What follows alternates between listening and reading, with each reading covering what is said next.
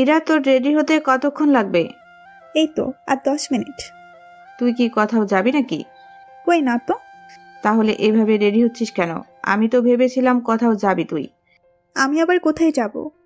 আচ্ছা, নিচে আয় এখন। আকাশ, তুমি আমার সাথে চলো, ইরা পরেই আসবে। ঠিক আছে চলুন। কিন্তু এরা কি যেতে? এরপর ওনার সাথে আমি নিচে চলে আসি। এসেই আমরা সবাই কথা বলতে থাকি।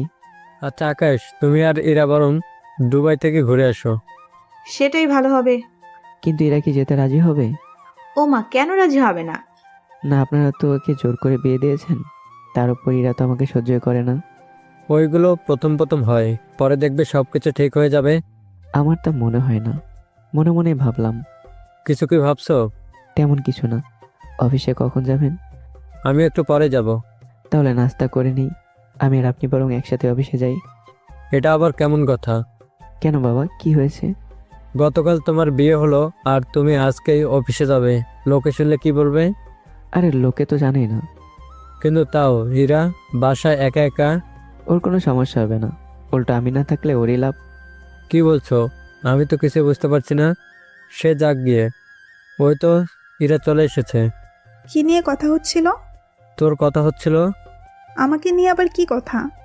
তোদের হানিমুনে কোন দেশে পাঠাবো তা নিয়ে। যেখানে বিয়ে দিয়েছো জোর করে, সেখানে আমি হানিমুনে যাব এটা ভাবলে কি করে? তোরা কি তাহলে হানিমুনে যাবি না? আমি তো যাচ্ছি না, ও যেতে চাইলে যাক। তুই না গেলে ও একা একা গিয়ে কি করবে? আব্বু থাক না, আমি আর আপনি বরং অফিসে যাই। সেটাই ভালো হবে। কিছুক্ষণ পর নাস্তা করে নিই, তারপর অফিসে চলে যাই। আর ইরা রুমে এসে শাড়ি চেঞ্জ করে চলে যায় ভার্সিটিতে। ভার্সিটিতে ওর বান্ধবীরা ইরাকে দেখে অবাক হয়। কি রে, আমি যা দেখছি তুইও তাই দেখছিস? আমিও তো তাই দেখছি, কিন্তু ও এখানে কেন? সামনে আসলে জিজ্ঞেস করে নিব। সে না হয় করবো। এদিকে ইরা ওদের সামনে আসে, ওদের সাথে বসে পড়ে। কি খবর তোমাদের? আমার খবর তো ভালো। তো তোর কি খবর? তোর ফুলসজ্জা কেমন কাটলো? শুধু ফুলই ছিল, সজ্জা তো হয়নি। কি বলিস? এটা কিন্তু ঠিক হয়নি। কেন ঠিক হয়নি? বাসর রাত সব মেয়ের জীবনে একবারই আসে। ওই রাতটা ঠিকভাবে পালন করে নিতি, বাকি যত দিন আছে সবগুলো দিন আগের মতো থেকে যেতি। রিমু, কথাটা ঠিক বলিসনি। কেননা এরা যদি প্রথম রাতেই চান্স দিয়ে দিত, তাহলে আকাশ তো মাথায় চড়ে বসতো। সেই জন্যই তো কিছু হতে দেয়নি। এখন আমাকে এটা বল, ওই ভ্যাটাকে আমি নামাবো কি করে আমার ঘাট থেকে? তুই ওকে আস্তে আস্তে অবহেলা করতে থাক, এতে দেখবি ও নিজেই তোকে ছেড়ে চলে যাবে। আমি তো সেটাই করব, তবে 2 থেকে 3 দিন পরে ওকে আমি এত অবহেলা করব আর এতটা অপমান করব, দেখবি ও নিজে থেকেই আমাকে ছেড়ে দিবে। এতে বাবা মাও আমাকে কিচ্ছু বলতে পারবে না। কিন্তু আঙ্কেল আন্টিরা তো সবই তখন দেখবে। আমি তো বাবা মার সামনে থেকে ওকে অপমান করব না, ওকে বাবা মা দুজন ছাড়া বাকি যারাই থাকবে তাদের সামনেই অপমান করব। ঠিক আছে, তোর যা ভালো মনে হয়, কিন্তু তাও সাবধানে থাকিস। সাবধানে কেন থাকবো? তোরা দুজনেই কিন্তু একই রুমে ঘুমাস। আকাশ কিন্তু এই সুযোগটা কাজে লাগিয়ে নিবে। সেটা পারবে না, কেননা ওকে তো উপরে ঘুমাতে দেই না, নিচেই ঘুমাই। খাটের নিচে নাকি? তোর নিচে ঘুমাই। তানুর কথা শুনে রিমু হেসে দেয়। এদিকে ওদের হাসি দেখে উল্টো ইরারই রাগ উঠে যায়। তোরা কি থাকবি? কিসব উল্টাপাল্টা কথা বলছিস? ঠিক আছে, আর কোনো কথাই বলবো না। এরা ওখান থেকে চলে আসে। অন্যদিকে আমি অফিসের কাজে ব্যস্ত। এরার বাবা অনেক খুশি, কেননা আমি অনেক ভালোভাবে কাজগুলো বুঝে নিতে পেরেছি। সেজন্য উনি ঠিক করে আমার হাতে কোম্পানিটা উনি তুলে দেবে। সন্ধ্যার পরে উনি আমাকে নিয়ে বাসায় চলে আসে। আকাশ, তুমি তাহলে ফ্রেশ হয়ে আসো, আর সাথে করে ইরাকেও নিচে নামিয়ে আনিও। কোনো জরুরি বিষয় কি? তোমাদের দুজনকে হানিমুনের জন্য দেশের বাইরে পাঠাবো। এবার কোন দেশে পাঠাবো সে বিষয়ে ইরা আর তোমার মতামত নিতে হবে। তার উপর আমি চাচ্ছি ব্যবসার দায়িত্ব আমি তোমার উপরে ছেড়ে দিব। কিন্তু ব্যবসার দায়িত্ব তো আমি নিতে পারবো না। কোনো সমস্যা কি? আমি যদি দায়িত্ব নেই, ইরা থেকে শুরু করে অফিসের সবাই এই ব্যাপার নিয়ে হাসাহাসি করবে। সবাই বলবে আমি রাজকন্যা সহ রাজ্যটাই হাতিয়ে নিয়েছি। সেজন্য আমি চাই না এরকম কোনো কথা শুনতে। লোকে কি বলে সেদিকে যদি মন দাও, তাহলে তো জীবনে কোনো কিছুই করে উঠতে পারবে না। কিন্তু বাবা, সে লোকদের মুখের ভাষায় কিন্তু অনেক সময় জীবন ধ্বংস থেকে শুরু করে অনেক কিছুই ধ্বংস করে দিতে পারে। তোমার কথাও মানছি, কিন্তু ব্যবসার দায়ভার তো তোমাদের মধ্যে কাউকে নিতে হবে। আপনি বরং ইরাকে দায়িত্ব দিয়ে দিন। কেননা আমরা দুজন তো আছি, কোনো সমস্যা হলে সামলে নেব। ও তো জেনে বুঝে সমস্যা করে তোমাকে বিপদে ফেলার জন্য। সে সব কিছু আমি জানি, আর এটাও জানি এরা সব অপরাধ আপনার কাছে ধরা পড়েছে। সত্যি তোমাকে যত বেশি দেখি তত বেশি আমি অবাক হচ্ছি। অনেক সুন্দর করে সবটা সামলে নিতে পারো তুমি। আমি তাহলে ইরাকে ডেকে দিচ্ছি, কিন্তু অফিসের ব্যাপারে কোনো কথা বলবেন না ওকে। ঠিক আছে, তাই হবে। এদিকে আমি রুমে এসে ফ্রেশ হয়ে নেই। কিছুক্ষণ পরে হঠাৎ করেই এরা বারান্দা থেকে রুমে আসলো। এরা হঠাৎ বারান্দা থেকে আসতেই আমি বেশ অবাক হই, কেননা এরা শাড়ি পরেছে, আর ওকে শাড়িতে এতটা সুন্দর লাগছিল যা বলার বাহিরে। আমি তাকিয়ে থাকি এরার দিকে। আগে কি দেখেন নাই আমাকে? সেই সুযোগ আর হলো কোথায়? বারান্দাটা পরিষ্কার করে নাও। বাড়িতে তো এগুলো করার জন্য লোক আছেই, তাহলে আমি কেন? যা বলেছি তাই কর। তা এখন সম্ভব না। বাবা নিচে ডাকছে খাওয়ার জন্য, বলেছে তোমাকে সাথে করে নিয়ে যাওয়ার জন্য। বাবা হঠাৎ করে কেন ডাকবে? সে আমি তো জানি না। ঠিক আছে, যাচ্ছি আমি নিচে, তুই ফ্রেশ হয়ে নিচে নেমে আয়। তারপর আমি ফ্রেশ হতে যাই। এরা নিচে নামে। এরা কিভাবে একা দেখে। ইরা, আকাশ কোথায়? ফ্রেশ হচ্ছে। আচ্ছা বসো তাহলে, আকাশ আসলে একসাথে খেতে বসবো। কিছুক্ষণ পর আমিও আসি। এরপর সবাই খেতে বসি। খেতে খেতে অনেক কিছু নিয়ে আলাপ করতে থাকি। খাওয়া শেষে এরা যখনই উঠতে যাবে, তুই কি রুমে যাবি? হ্যাঁ আব্বু, ঘুম পাচ্ছে। তোর সাথে কিছু কথা আছে আমার। কি কথা? তোদের তো হানিমুনে পাঠাতে হবে, তা কোন দেশে যেতে চাস তুই? আমি তো হানিমুনের উদ্দেশ্যে কোথাও যাব না আব্বু। তাহলে কোথায় যাবি তুই? আমি ঘুরতে যাব আমেরিকায়, তবে একাই যাব। এটা আবার কেমন কথা ইরা? হাজবেন্ড ছাড়া হানিমুন, সেটা কি করে সম্ভব বল? তাছাড়া তুই একা কেন যাবি? আমি একা যাব না তো? তাহলে কোন ছেলেকে নিয়ে যাবি তুই? উফ মা, আমি আর আমার বান্ধবী মিলে যাব আমেরিকায়। যদি যেতে হয় আকাশকেও সাথে করে নিতে হবে, নয়তো যাওয়ার কোনো প্রয়োজন নেই। তোমার কথাটা মনে রেখো। বাবা তুমি এভাবে রাখছো কেন? রাখবো না তো কি করব? একটা মেয়ে বিয়ের পর কোন জায়গায় ঘুরতে গেলে তার হাজবেন্ডকে সাথে করে নিয়ে যায়, কিন্তু তুই যাবি তোর বান্ধবীদের সাথে। এটা শুনে রাগ হবে না তো কি হবে? ঠিক আছে, কিন্তু একটা শর্তে যেতে পারে আমাদের সাথে। কি শর্ত বল? আমার সাথে যাবে, একই রুমে থাকবে, কিন্তু আমি যখন আমার বান্ধবীদের সাথে থাকবো তখন কোনো রকম আমাকে বাধা দিতে পারবে না। যদি আমার সাথে রাজি হও তাহলে আমি যাব, নয়তো আমি আর কোথাও যাচ্ছি না। আমি আমার কথা জানিয়েই দিলাম। এবার তোমরা তোমাদের মধ্যে ডিসিশন নিয়ে আমাকে জানিয়ে দাও। তাহলে আমি যাই রুমে, তোমরা নিজেদের মধ্যে কথা বলে ঠিক করে নাও কি করবে তোমরা। এরা চলে যায়। এইদিকে আর বাবা মা কিছু বলতে যাবে, তার আগেই আমার মোবাইলে একটা কল আসে। রিসিভ করে কথা বলতে থাকি সবার আড়ালে। এবার কি কথা বলেছি তা কেউই জানবে না। কার কল ছিল? আমার একটা বন্ধুর। তা এখন কি করব কিছুই তো বুঝতেছি না। আপনি রাজি হয়ে যান তাহলে। এরকম ভাবে তুমি এখানে এসেও তো কিছুই হবে না। আমি বোরিং হব না, ওখানে আমার কাজ আমি ঠিকই করে নিতে পারবো। আপনি শুধু যাওয়ার ব্যবস্থা করেন। ঠিক আছে, সকালে ইরার সাথে কথা বলে নিব আমি। এদিকে আমি রুমে এসে শুয়ে পড়ি। সকালবেলায় যখন নাস্তা খেতে নামি তখন ইরার বাবা কথাগুলো বলে। ইরা তো খুশি হয়ে যায়, সেজন্য ওর বান্ধবীগুলোকে কল দিয়ে ব্যাপারটা বলে। ওরাও শুনে খুশি হয়। তাহলে যাওয়ার ইচ্ছে আমাদের। অনেক মজা হবে। তোরা তোদের পাসপোর্ট ফটোকপি আমাকে পাঠিয়ে দিস, আমি বাবাকে সবটা দিয়ে দিব। তারপর তোদের যা খরচ আসবে সেগুলো দিলেই হবে। খরচ নিয়ে চিন্তা করিস না। তোর সাথে যাওয়ার ব্যবস্থা করে দিলেই হবে। এদিকে ওরা ওদের পাসপোর্টের ফটোকপি ইরাকে পাঠিয়ে দেয়। এরপর ইরা ওর বাবাকে সবটা দিয়ে দেয়। উনি ওদের পাসপোর্টগুলো টিকিটের জন্য পাঠিয়ে দেয়। 3 দিন পর। আকাশ, ইরা সাবধানে যেও। যদি কোনো সমস্যা হয় আমাকে অবশ্যই তা জানিয়ে দিও। ঠিক আছে, জানাবো আব্বু। আকাশ, তোমরা দুজন একে অপরের খেয়াল রেখো। আম্মু, আমি কি বাচ্চা নাকি যে আমার খেয়াল রাখতে হবে? বড় হয়েছিস তো কি হয়েছে, এখনো তো তোর নিজের খেয়াল নিজেই রাখতে পারছিস না। মা, তুমি কিন্তু এখন আমাকে পিচ্চি বানিয়ে দিচ্ছ। তুই বড় হলি কবে? আচ্ছা, এখন এ নিয়ে কথা না বলে তোমরা এখন সাবধানে বের হও। আকাশ, টাকা লাগলে আমাকে জানাবে। আর ইরা, আকাশ যদিও না জানায় তুই কিন্তু জানাবি আমাকে। ঠিক আছে, জানাবো। এরপর এরা বেরিয়ে পড়ে। তানু আর রিমুর সাথে এরপরে দেখা হয়। এখান থেকে ওরা আমেরিকা এসে পৌঁছায়। এখানে ওরা একটা হোটেলের সামনে এসে নামে, যে হোটেলটা সমুদ্রের ধারে। হোটেলটা তো অনেক সুন্দর আছে। সুন্দর তো হবেই, একে তো সমুদ্র, তারপর আরো অনেক কিছু দেখা হবে। কিন্তু সমুদ্রের দিকে তাক করা যে রুমগুলো আছে সেই রুমগুলো পাবো তো? সেটাই তো সমস্যা। ওরা কথা বলতে থাকে, অন্যদিকে আমি আমার মতো করে মোবাইলে কিছু একটা লিখতে থাকি। লেখা শেষ হলে হোটেল থেকে ম্যানেজার নিচে নেমে আসে। ম্যানেজার এসে আমাকে ধন্যবাদ জানায়। স্যার, আপনি এখানে আমাকে আগেই বলে দিতেন, আমি আপনাকে ওয়েলকাম করানোর জন্য ব্যবস্থা করতাম। আপনার ওয়েলকাম যদি এবার কথা শেষ হয় তাহলে এই ব্যাগগুলো নিয়ে রিসেপশন লিস্টের কাছে আসুন। আমি কেন ব্যাগ নেব? আপনি না নিলে আর কে নেবে ব্যাগগুলো? আমি তো এখানকার সার্ভেন্ট না। তাহলে আপনি কে, আর এখানে কেন নেমে এলেন? আমি এই হোটেলের ম্যানেজার। ও ম্যানেজার, কি আপনি ম্যানেজার? সরি ভাইয়া, আমরা আসলে বুঝতে পারিনি।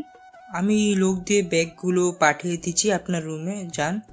রুমে যাব মানে? এখন তো ফর্ম বা কোনো কিছুই পূরণ করলাম না। আপনারা আকাশ স্যারের সাথে, সেজন্য আপনাদের কোনো কিছু আর দেখতে হবে না। আপনারা ওনার সাথেই যান রুমে। সত্যি যাবো তো? যান তাহলে। ওরা আমার সাথে যেতে থাকে। সবার পাশাপাশি রুম পড়েছে, সেজন্য যে যা রুমে চলে যায়। এসে নিজের সবটা গুছিয়ে বারান্দায় যায়। বারান্দায় এসে এরা পুরো অবাক হয়, কেননা বারান্দা থেকে পুরো সমুদ্র দেখা যায়, সাথে বেঁচে থাকা মানুষগুলো সহ। এটা দেখে এরা অনেক খুশি। এদিকে আমি ওয়াশরুমে ছিলাম। এই পাগে এরা রুম থেকে বের হয়ে তানুর কাছে আসে। এসে দেখে ওরাও সমুদ্র দেখতেছে। ইরাকে দেখে চমকে ওঠে। কিরে, তুই কখন এলি? এই তো মাত্র। তুই কেন এখানে আসতে গেলি? তোর রুম থেকে দেখা যায় না। সব কিছুই যায়, তাছাড়া এই রুম থেকে ওই রুমের সব কিছু অনেক উন্নত। তাহলে তুই এই রুমে কেন আসলি? ওই রুমে তোর হাজবেন্ডের সাথে রোম্যান্স শুরু করে দিলেই তো পারিস। আমি এখানে এসেছি তোদের সাথে ঘোরার জন্য। তাহলে আকাশকে কেন আনলি সাথে করে? ওকে যদি না আনতাম বাবা আমাকে কখনোই আসতে দিত না, বুঝলি তো? তাছাড়া আমরা তিনজন একসাথে ঘুরবো। তোর বরটা একা একা রুমে থেকে কি করবে? সে যা ইচ্ছে তাই করুক, তাতে আমার কি? তাও দেখে শুনে রাখিস। ও যদি 3-4টা মেয়ে নিয়েও ঘুরে তাহলেও আমার কোনো আপত্তি নেই। বাকি রইল ওকে পদে পদে অপেক্ষা আর অপমান করা, আর এই কাজে তোরা সাহায্য করবি, বুঝলি তো? সে আর বলতে, আমরা তো এসেছি এজন্যই। বলে ওরা হাসতে থাকে। আমি রুমে এসে ফ্রেশ হয়ে বারান্দায় আসি। এসে কারোর সাথে কথা বলতে থাকি। এদিকে যে ইরা নেই, এ ব্যাপারে আমার কোনো চিন্তা নেই, কেননা ইরা যে তানুর কাছে যাবে সেটা আমি জানি। আমি বের হই হোটেল দেখে। কোথায় যাচ্ছি, কি করব, তা আপনাদের অজানাই থাকুক। অন্যদিকে ইরা আর বাকি দুজন মিলে ইরা রুমে এসে দেখে আমি নেই। কি ব্যাপার, কোথায় গেল? বারান্দায় যায়নি তো। বারান্দা তো খালি। ওয়াশরুমে দেখা আছে কিনা। দরজা যে খোলা তা কি চোখে দেখিস না? তাতে কি, আমি তো দরজা খোলা রেখে গোসল করি। ওটা আমাদের বাসা, তার উপরে প্রাইভেট রুম। আমি তো ভেবেছিলাম আকাশ হয়তো দরজা অফ করতে ভুলে গেছে। সে জাগি, বিছানায় একটু শুয়ে পড়ি। তানু বিছানায় শুয়ে পড়তেই পিঠে কিছু একটা এসে লাগে। সেজন্য খাতা সরাতেই একটা বাক্স পায়। সেখানে একটা অডিও ক্যাসেট ছিল। কি হতে পারে? আগে এটাই চালিয়ে দেখ। ওরা ওখানে একটা টিভি পেল। ওখানে ক্যাসেটটা চালায়। ক্যাসেট থেকে বলতে শুরু করে, আমার একটা কাজ আছে, ফিরতে লেট হবে, হয়তো আজ রাতে নাও ফিরতে পারি। টেলিফোনের লাইনের সামনে সব কিছু নাম্বার সহ দেয়া আছে। তুমি ওখানে সব সার্ভিস পাবে। যখন যে সার্ভিস লাগবে ওই নাম্বার অনুযায়ী কল দিলেই হবে। তাহলে যা যা লাগবে সবটা এনে দিয়ে যাবে। বা ইরা, তোর তো অনেক খেয়াল রাখি। তুই চুপ করবি? একটা কাজ করলে কেমন হয়? কি কাজ তাড়াতাড়ি বল, একটু পরেই বিকেল হবে। আমরা দুপুরে খাবার খেয়ে বিকেলে ঘুরতে বের হব। সেটাই ভালো হবে, কিন্তু আমরা তো কিছুই চিনি না, কোথায় যাব? তার উপরে এই দেশে ডলারও নেই।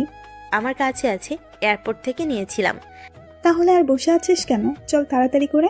ওরা খাবার খেয়ে বেরিয়ে পড়ে সমুদ্রের ধারে। সেখানে অনেকটা সামনে পড়ে। এখানে পাশে নাকি একটা সিনেমা হল আছে, চল আমরা মুভি দেখব। ঠিক আছে, চল তাহলে। ওরা সিনেমা হলে যায়। অন্যদিকে রিয়াজ আর ওর লোকেরা কথা বলতে থাকে। আজকেই কি তাহলে ওই ঝামেলা শেষ করবেন?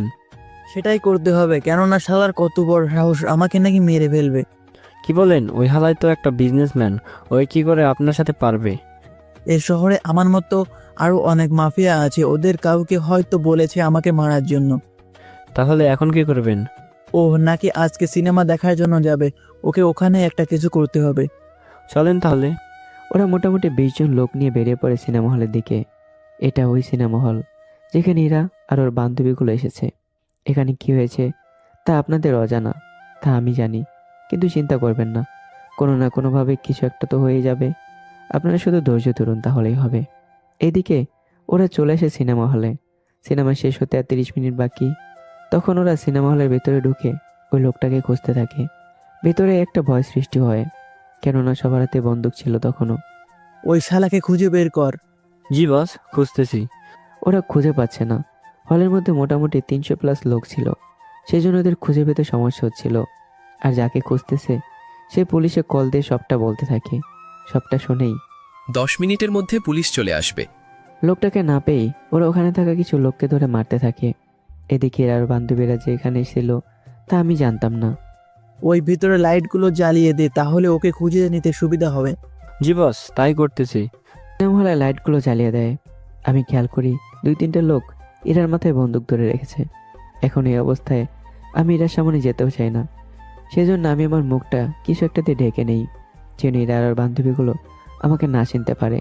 তারপর ওদের কাছে যাই। বস দেখেন তো এই ছেলেটি কি না। আরে ও কেন হতে যাবে? বস মুখ তো বাঁধা, সেজন্য বোঝা যাচ্ছে না। আরে আহম্মক, ওই লোকটার বয়স হবে 40+, আর এর বয়স তো 28 ও হবে না। বস এই ছেলেটাকে মোটেও সুবিধা মনে হচ্ছে না আমার। ওকে কি গুলি করব? আগে দেখ আমাদের কোনো ক্ষতি করতে আসতেছে কি না। যদি ক্ষতি করার চিন্তা করে আসে, তাহলে ওকে এখানেই মেরে ফেলবো। ঠিক আছে। আমি সামনের দিকে আসতে থাকি। অন্যদিকে এরা তো ভয় আছে, কেননা গুলি চালালেই এরা শেষ। এদিকে আমি ওখানে থাকা একজনের থেকে বন্দুকটা নিয়ে নেই। এবার বাকিদের গুলি করতে থাকি। এখন অনেকে বলবে ওরা তো এসেছে একজন বিজনেসম্যানকে মারার জন্য, তাহলে সেখানে ইরাকে কেন আটকালো? আসলে হলে ছিল 300+ লোক, ওরা মাত্র 20 জন, যদিও হাতে বন্দুক ছিল। কিন্তু যখন 300 লোক একদিকে যাবে, তখন 20 জন বন্দুক হাতেও কোনো কিছু করতে পারবে না। সেজন্য কিছু সেফটির জন্য আগে কয়েকজনকে সাথে রাখা, যেন পরিস্থিতি খারাপ বোঝা গেলে ওদের উপরে গুলি করলে বাকিরা যাতে ভয় পায়। এদিকে ওরা গুলি করতে থাকে। ঠিক তখনই হলের দরজায় পুলিশ চলে আসে। সবাই সাবধানে ভিতরে যাবে, তবে পরিস্থিতি বুঝে তোমরাও অ্যাকশন নেবে। এখন তো পরিস্থিতির খারাপ অবস্থা। আমি কোনো মতে ইরাকে ওদের থেকে নিয়ে এক সাইডে চলে আসি। কে আপনি? আমি কে তা পরে জানতে পারবেন, এখন এখান থেকে বের হন। কিন্তু আপনার পরিচয় তো বলবেন। পরিচয় বলতে বলতে মারা পড়তে পারেন। আপনি এখানে দাঁড়ান, আপনার বান্ধবীদের নিয়ে আসতেছি। এরা ওখানে দাঁড়িয়ে আছে।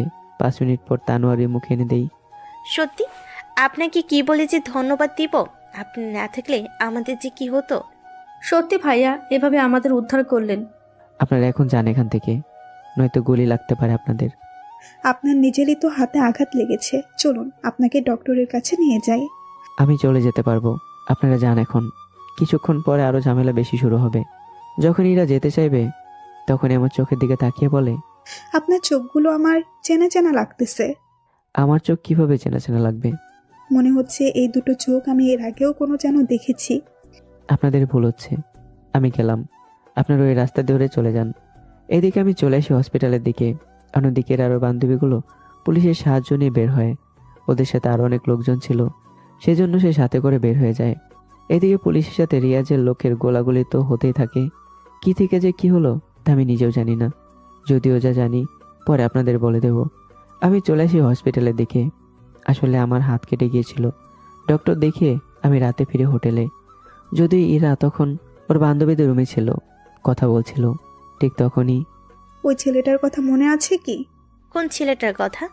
যে ছেলে আজকে আমাদের বাঁচালো। তাতে কি হয়েছে? আর চোখগুলো দেখেছিস? ওর চোখ আর আমাদের চোখ তো একই রকম ছিল। আমার কেন জানি মনে হচ্ছে ওই চোখ আমি কাশ্মীরে দেখেছিলাম, ওই জঙ্গলের মধ্যে। তখনও আমাকে বাঁচালো। ওটা কাশ্মীর আর এটা আমেরিকার, বুঝলি তো ব্যাপারটা? তা তো জামাই কি এসেছে? তা আমি কি করে জানবো? তুই তো খোঁজও নিতে পারিস। এত শখ নেই আমার যে আমাকে বাঁচানোর কথা তার কোনো খবর নাই। তুই কি আকাশকে বলেছিস নাকি যে তুই সিনেমা হলে যাচ্ছিস? তাছাড়া সন্ধে হয়ে এলো, আকাশ কি ফিরেছে? তোরা তো দরদ হলে তুই গিয়ে খুঁজে আয়। যেতে হবে না, এখন নাস্তা অর্ডার করি, কি বলিস? 3 জন মিলে লুডো খেলবো আর নাস্তা করতে থাকবো। সেটাই ভালো হবে। ওরা নাস্তার অর্ডার করে, খেতে থাকে আর খেলতে থাকে। এদিকে আমি রুমে এসে শুয়ে আছি, হাতে ব্যান্ডেজ করা, পাশে কিছু ওষুধ আর জেল আছে। যে জেল কাটা জায়গায় দিলে রক্ত বন্ধ হয়, সাথে সাথে কাটা জায়গায় তাড়াতাড়ি জোড়াও লাগে, যা 2 দিন ইউজ করলেই ঠিক হয়ে যাবে। আমি নিজেও নাস্তা নিয়ে খেতে থাকি। খাওয়া শেষে বারান্দায় যাই। এমন সময় কল আসে। কল রিসিভ করে বেরিয়ে পড়ি। স্যার আপনি ঠিক আছেন তো? আমি ঠিক আছি। তা তোমাকে এখানে কেন পাঠালো? আপনি কি ভুলে গেছেন? আরে এই মিশন তো আমি একাই শেষ করে দিতে পারবো। তুমি কেন আসতে গেলে শুধু শুধু এখানে? আপনি তো বড় স্যারকে জানেন, উনি আপনার সেফটির জন্য আমাকে পাঠিয়েছে। তা স্যার আমি কি আপনার সাথে একই হোটেলে উঠতে পারি? আমার সাথে কেন? আপনার সাথে হলে তো আপনার খেয়াল কাজের ব্যাপারও কথা বলতে পারবে। এত কিছু করতে হবে না, তুমি শুধু আমার থেকে দূরে থাকলেই হবে। ঠিক বুঝলাম না স্যার। আমি ধরো কখন আমার সাথে তোমার রাস্তায় দেখা হলো, তাহলে আমার পরিচয় তো দূরের কথা, আমার নামটাও তুমি জানবে না। এক কথায় মনে করবে ওটাই আমাদের প্রথম দেখা ছিল। বুঝতে পেরেছি স্যার, কিন্তু আপনার হাতে ওটা কি? তা নিয়ে তোমাকে ভাবতে হবে না। তুমি এখানকার একটা হোটেলে ওঠো, বাকিটা আমি জানাবো। বড় স্যার এই ঘড়িটা আপনার জন্য পাঠিয়েছে, বলল আপনাকে দেওয়ার জন্য। দেখি তো কেমন হয়েছে দেখতে। স্যার কি এমন আছে এই ঘড়িতে যার জন্য এটার দাম এত বেশি? এই ঘড়িতে অনেক কিছু আছে যা দেখলে বা শুনলে তুমি অবাক হবে, অনেক বেশি। যেমন কি কি? পরে আবিরকে সবটা বোঝাতে থাকি। সবটা শোনার পর সত্যি স্যার, আপনার মাথায় এত প্ল্যান নিয়ে ঘুমান কি করে?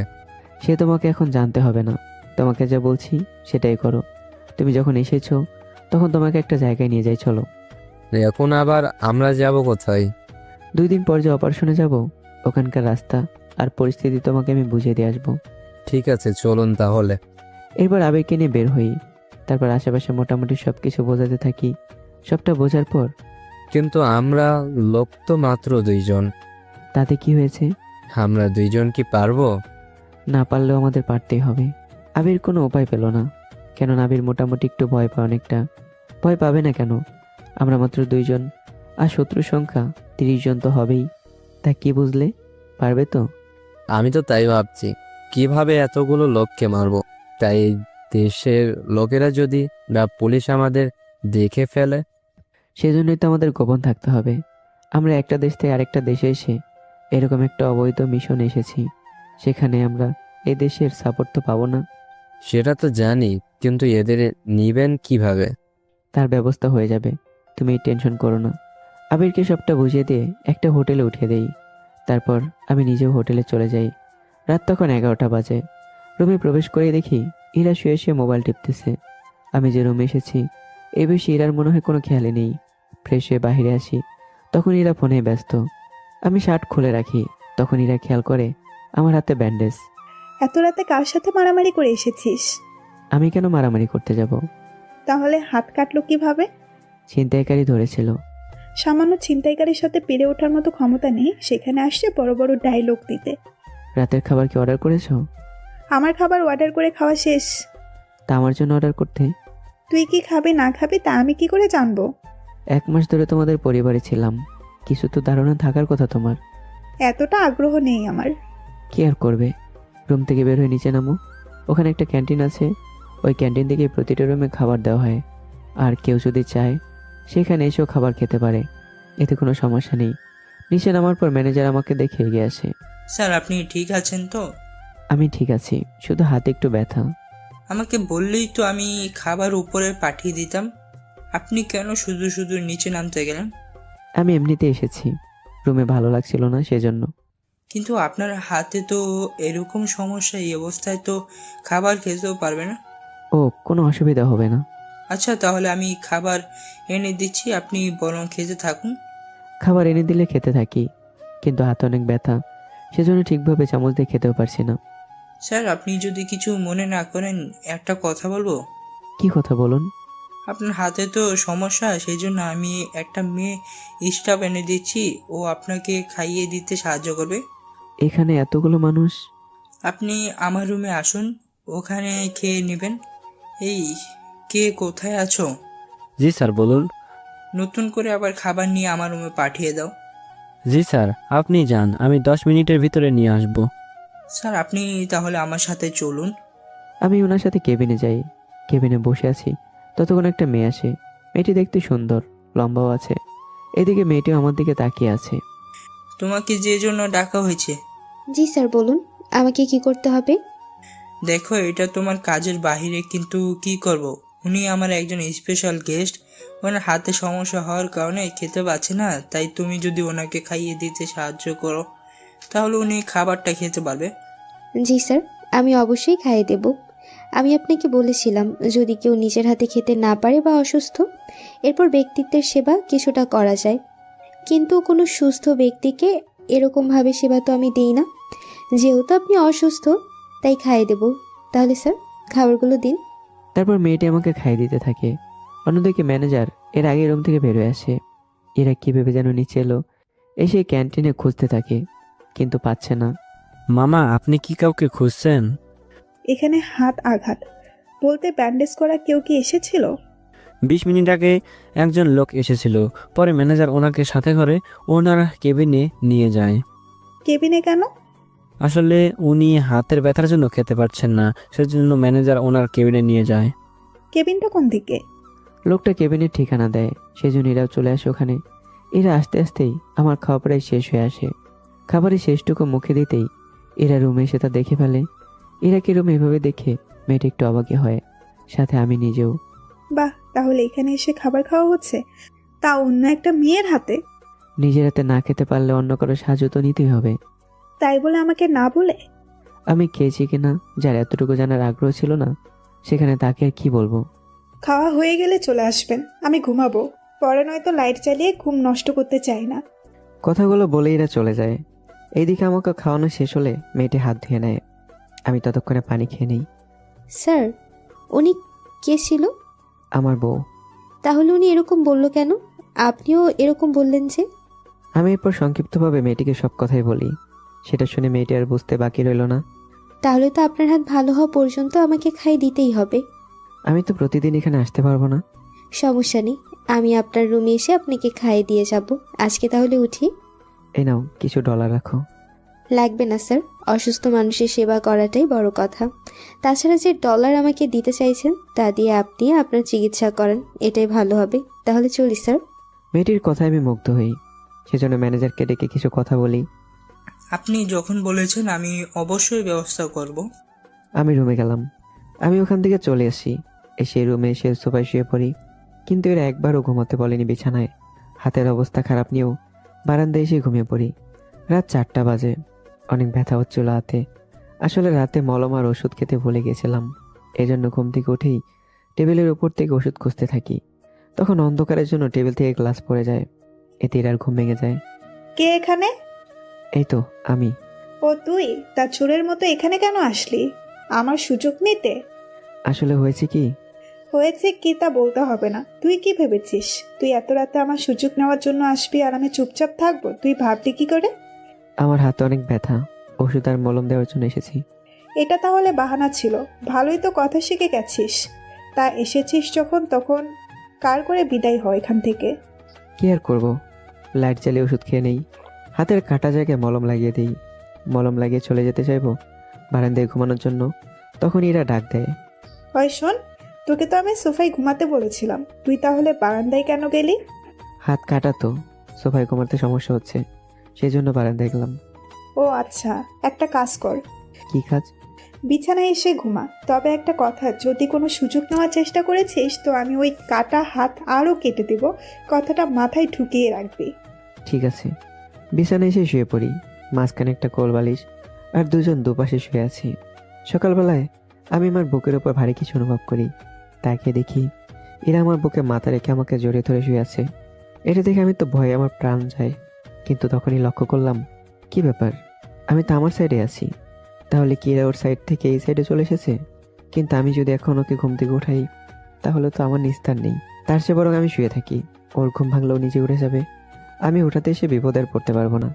মনে মনে ভেবে আবার ঘুমিয়ে পড়ি। সকাল 8:30। এরার ঘুম ভেঙে গেলে আমাকে ভাবে জড়িয়ে ধরে আসে দেখে অনেক রাগ হয় এরার। তখন আমাকে কিছু বলতে যাবে, খেয়াল করে এরা নিজে আমার সাইডে চলে এসেছে, তাই আর কোনো কিছু বলে না। এরা আস্তে আস্তে উঠে যায় আর ওয়াশরুমে চলে যায়।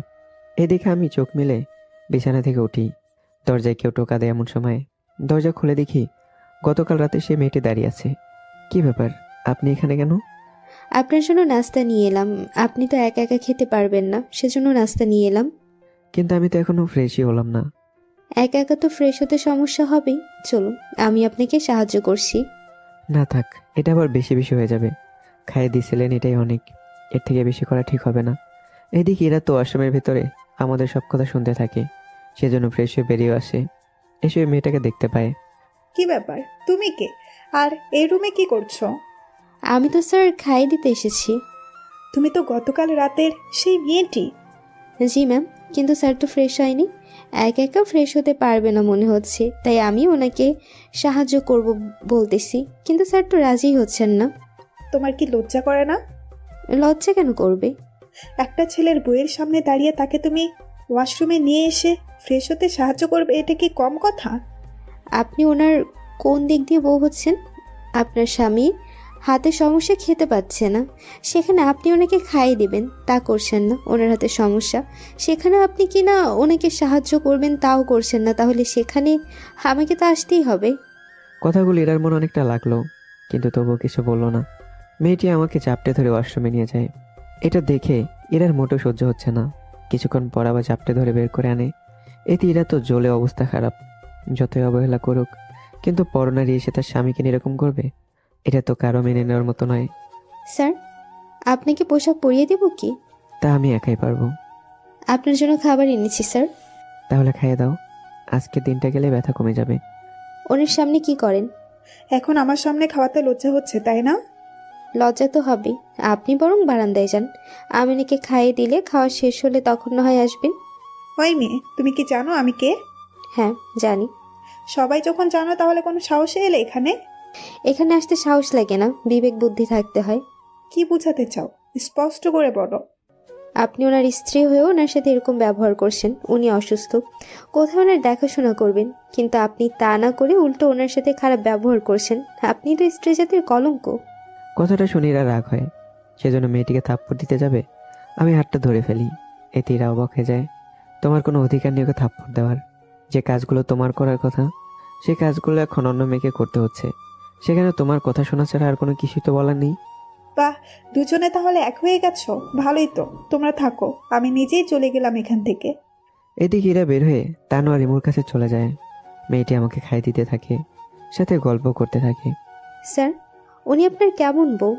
আপনার কোনো খেয়ালই রাখে না। সে অনেক কথা, ওইগুলো শুনে কাজ নেই তোমার। তা আপনি রুমেই থাকবেন নাকি কোথাও বের হবেন? আমি বের হব। কিন্তু একা একা বের হবেন কি করে এই অবস্থায়? ম্যামকে বলি, উনি তাহলে আপনাকে নিয়ে যাবে। ও যাবে না, শুধু শুধু ওকে বলে কাজ নেই। আমার হোটেলে কাজ না থাকলে আমি আপনার সাথে যেতে পারতাম। তাহলে চলো আমার সাথে। কিন্তু ম্যানেজার স্যার কি যেতে দেবে? আমি একে কল দিয়ে বলতেছি, তুমি রেডি হয়ে আসো। সত্যি আমাকে নেবেন? হ্যাঁ নিব, আর তোমার সাথে বাইরে গল্প করতে থাকবো। 20 মিনিট সময় দিন, আমি রেডি হয়ে আসছি। অন্যদিকে এরা তানু আর রিমু ওরা বেরিয়ে পড়ে। কিছুক্ষণ পর মেয়েটি আসে, তবে একটা শাড়ি পরে। মেয়েটির চেহারা অনেক মায়াবী ছিল, কিন্তু আমি তখন বিবাহিত, সেজন্য কোনো কিছু আর বলিনি। স্যার, কেমন দেখাচ্ছে আমাকে? সত্যি বলতে তোমাকে অনেক সুন্দর লাগছে। তোমাকে যে হোটেলের ইউনিফর্মের বাইরে এতটা সুন্দর লাগে তা আমি আগে জানতাম না। আচ্ছা যাই হোক, আমি যতদিন এখানে আছি ততদিন তুমি আমার সাথে ঘুরতে বের হবে, আমি ম্যানেজারকে বলে দিয়েছি। কিন্তু আপনার বউ যদি কিছু বলে? ও তো আমাকে ভালোবাসা দূরের কথা, আমার খেয়ালও রাখে না, সেজন্য আমি ওকে নিয়ে ভাবি না। কিন্তু ম্যানেজার স্যার আপনার কি হয়? কেন বলো তো? আজ পর্যন্ত দেখিনি উনি ওনার কোনো হোটেলের স্টাফদের এভাবে কোনো গেস্টের জন্য এত কিছু করতে। আচ্ছা এখন বাইরে চলো। এরপর আমরা নিচে নামি। নিচে এসেই আমি মেয়েটির হাতে একটা চাবি দিই। এটা তো ম্যানেজারের গাড়ির চাবি, আপনার কাছে কেন? আমি যতদিন আছি এই গাড়ি ইউজ করব। আর উনি কি করবে? তা নিয়ে তোমাকে ভাবতে হবে না, তুমি গাড়ি চালাতে থাকো। তা কোথায় যাব আমরা? আশেপাশে কোনো পাহাড় কি আছে? জি স্যার, আছে। ওখানে চলো তাহলে। আমরা পাহাড় দেখতে যাই, কিন্তু এরা আর বাকিরা ওরা কিছুই চেনে না, কোথায় যাবে কি করবে কোনো কিছুই বুঝে উঠতে পারছে না। সেজন্য ওরা চারপাশে ঘুরতে থাকে। এইদিকে আমরা পাহাড়ে এসে উপরে উঠতে থাকি। উপরে এসে বসে পড়ি। আচ্ছা তোমার বাবা মা কেউ কি নেই? না স্যার, আমি একাই থাকি। পরিবার বলতে কেউ নেই, এই জবটা করেই নিজের খরচ চালাই। আমি তোমাকে যদি একটা কথা বলি সেটা কি রাখবে? কি কথা? তুমি এই জব ছেড়ে দিয়ে আমার দেশে চলো। ওখানে আমার বন্ধুকে বিয়ে করে নিজের জীবনটাকে গুছিয়ে নাও। আর যদি এখানে তোমার পছন্দের কোনো মানুষ থেকে থাকে তাহলে আমি এই নিয়ে আর কিছু বলবো না। আমার পছন্দের কোনো মানুষ নেই, কিন্তু আপনার বন্ধু দেখতে কেমন কি করে আমাকে কি বললেই বিয়ে করবে? ওর পরিবারে বাবা মা আছে, তাদের একমাত্র ছেলেও বাবা ব্যবসা করে, আর বন্ধু কি করে তা গোপনই রাখলাম। তবে এতটুকু বলতে পারি, তুমি সুখী হবে। আমি তোমাকে আমার বোনের মতো দেখি, সেজন্য আমি কখনো চাইবো না তোমাকে খারাপ কোনো ছেলের হাতে তুলে দিতে। বুঝতে পারছি, কিন্তু আপনার বন্ধুকে কি দেখা যাবে? তাছাড়া আমার পরিচয় জানতে চাইলে তখন কি বলবেন? যদি তোমার পরিচয় জানতে চায়, আমি কে বলে দেব তুমি আমার ছোট বোন হও। দেখবো আর একটা কথা বলবে না, তোমাকে আপন করে নেবে। কিন্তু তাও ভয় হচ্ছে। যদি তুমি চাও, আমি ওকে এখানে আসতে বলবো, কয়েকটা দিন ওর সাথে মিশো। যদি তোমার ভালো মনে হয় তাহলে আমাকে জানাবে। ঠিক আছে, তাই করুন তাহলে। এদিকে আমার বন্ধু কি হতে পারে তা তো আপনারা ভাবছেন, তাই না? চিন্তা করবেন না, এরপরেই জানতে পারবেন। এদিকে অনেক কিছু নিয়ে কথা বলতে থাকি। বিকেলবেলা কিছু ছেলে আসে আমার সামনে। ওই তুই কি এখানে নতুন? হ্যাঁ, কিন্তু তোমরা? আমরা এখানকার ছেলে। তো এটা বলার জন্য এসেছো নাকি আরো কিছু বলার আছে? বাহ, তোর মুখে দেখি ভালোই কথা বের হয়। আপনি এরকম করছেন কেন? তার আগে বল তুই কেহ? আমি নীলিমা। ও, কি তোর বয়ফ্রেন্ড? আমার ভাই হয়। ভাইয়ের সাথে কেউ শাড়ি পরে আসে নাকি? এসেছি তো কি হয়েছে? তোদের মতো লম্পট ছেলেদের জন্য মেয়েরা এখানে আসে না। ছেলেটি কথাটা শুনে নীলিমাকে থাপ্পড় দিতে যাবে, আমি ওর হাত ধরে ফেলি, তাও আবার কাটা হাত দিয়ে। তোর সাহস তো কম না। কোমর থেকে এক হাত দিয়ে পিস্তল বের করেই ছেলেগুলোর দিকে ধরে রাখি। যদি আর একটা কথা তোদের মুখ দিয়ে বের হয় তাহলে এখানে তোদের মেরে পাহাড় থেকে ফেলে দেব। কথাটা ভালো করে মাথায় ঢুকিয়ে রাখ। পিস্তল দেখে ওরা ভয় ওখান থেকে চলে যায়, আর নীলিমা অনেকটা ভয় পেয়ে আছে। তোমাকে ভয় পেতে হবে না, এদের মতো কিছু ছেলের জন্যই এইগুলো মাঝে মধ্যে রাখতে হয়। সেটা না হয় বুঝলাম, কিন্তু যদি পুলিশটা দেখে ফেলে? কোনো কিছুই হবে না, তা নিয়ে টেনশন করো না। এ কি, হাত দিয়ে তো রক্ত পড়ছে। ও কিছু হবে না। কি বললেন? এতটা রক্ত পড়ছে আর বলছেন কিছুই হবে না? বলতেছি। তারপর আমরা ঘুরতে থাকি, তবে আমার রক্ত পড়া জায়গাটা বেঁধে রাখি। বিকেলে আমরা নিচে নেমে আসি, হাতে ড্রেসিং করানোর জন্য শার্টটা খুলে নেই। তখনই নীলিমা খেয়াল করে আমার শরীরে মোটামুটি কিছু দাগ তো আছেই, কাটা ছেঁড়ার। এগুলো কিসের দাগ? অনেক মারামারি করি তো, সেজন্য এরকম হয়েছে। কি দরকার মারামারি করার? সেসব বিষয় বাদ দাও, আগে বলো তোমার জন্য যাকে সিলেক্ট করেছি তাকে কি আসতে বলবো? বলেন। তারপর আমি কল দিয়ে বলে দেই। কল পেয়ে আমার বন্ধু আসার জন্য তৈরি হয়ে নেয়। রাতে আমরা বাসায় ফিরে আসি, এরা আমাদের দুজনকে একসাথে আসতে দেখে। আজকে ভালোই কেটেছে দিন তাহলে। ভালো কাটানোর জন্যই তো গেলাম। তা তো দেখতেই পাচ্ছি। রাতের খাবার খেয়েছেন তো, নাকি এখনো বাকি আছে?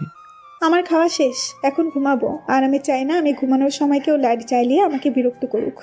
তাহলে একটা কাজ করো, ম্যানেজারের কেবিনে চলো, ওখানে খাইয়ে দিই। ওখানে কেন? এখানে যদি খেতে না দেয় তাহলে ওনাকে কোথাও তো এসে খেতে হবে। তার উপর আজকে আবার হাতে বেশি ব্যথা পেয়েছে। ঠিক আছে, কোথাও যেতে হবে না, এখানেই খেয়ে নাও। যদিও নীলিমা জানে এরা এরকম কোনো কথাই বলবে, কেন এরকম কোনো কথা বলবে যে এটাই কিন্তু স্বাভাবিক ব্যাপার। কিছুক্ষণ পর নীলিমা আমাকে খাইয়ে দিয়ে চলে যায়। নীলিমা যতক্ষণ খাইয়ে দিচ্ছিল এরা আর চোখে বারবার তাকাচ্ছিল, যা আমি আর নীলিমা দুজনেই খেয়াল করি। রাতে যখন ঘুমোতে যাব, আচ্ছা ভালো কথা, তোমার হাত কাটলো কি করে? যেভাবে হোক কেটেছে। বেশি কথা না বলে শুয়ে পড়ো বিছানায়। যতদিন হাত ভালো না হবে ততদিন খাটেই ঘুমাবে, কথাটা যেন মনে থাকে। থাকবে মনে। রাতে ঘুমিয়ে পড়ি। সকালবেলায় নীলিমা আমার রুমে নাস্তা নিয়ে আসে। তখন নীলিমার পাশে একটা ছেলে দাঁড়িয়েছিল। নীলিমা যেহেতু চেনে না, সেজন্য আর কথা বলেনি। এদিকে আমাকে কল দিলে আমি দরজা খুলে দিয়ে তাকিয়ে আছি ওদের দুজনের দিকে। কি ব্যাপার, দুজনে একই সাথে? কে উনি? উনি কে ভাইয়া? নীলিমা, ও হচ্ছে আমার বন্ধু আবির, যার কথা তোমাকে বলেছিলাম। আর আবির, তোকে নতুন করে আর কিছু বলে দিতে হবে না তো?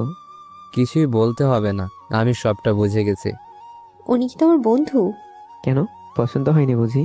অনেক পছন্দ হয়েছে, এখন চলো খাইয়ে দিই। ঠিক আছে।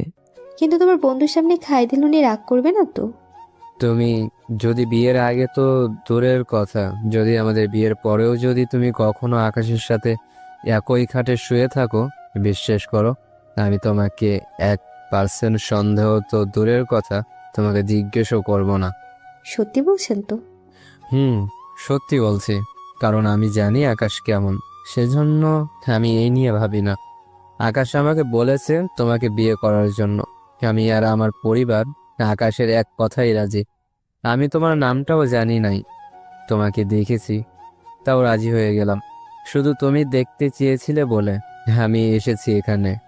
এখন কথা অফ কর, আমি খেয়ে নেই, তারপর আমরা বের হবো একসাথে। কেন? ভাবি কি যাবে না আমাদের সাথে? ও যাবে না। আচ্ছা শোন, আমরা আর 3 দিন থাকবো। তুই নীলিমার থেকে ওর পাসপোর্ট নিয়ে টিকিটের ব্যবস্থা কর, আমরা একসাথে সবাই চলে যাব। আর আমি ম্যানেজারের সাথে কথা বলে নিয়েছি, আমরা যেদিন যাব তুমি সেদিন আমাদের সাথে যাবে। ঠিক আছে। এদিকে আমরা 3জন আর ওরা 3জন আলাদাভাবে ঘুরতে থাকি।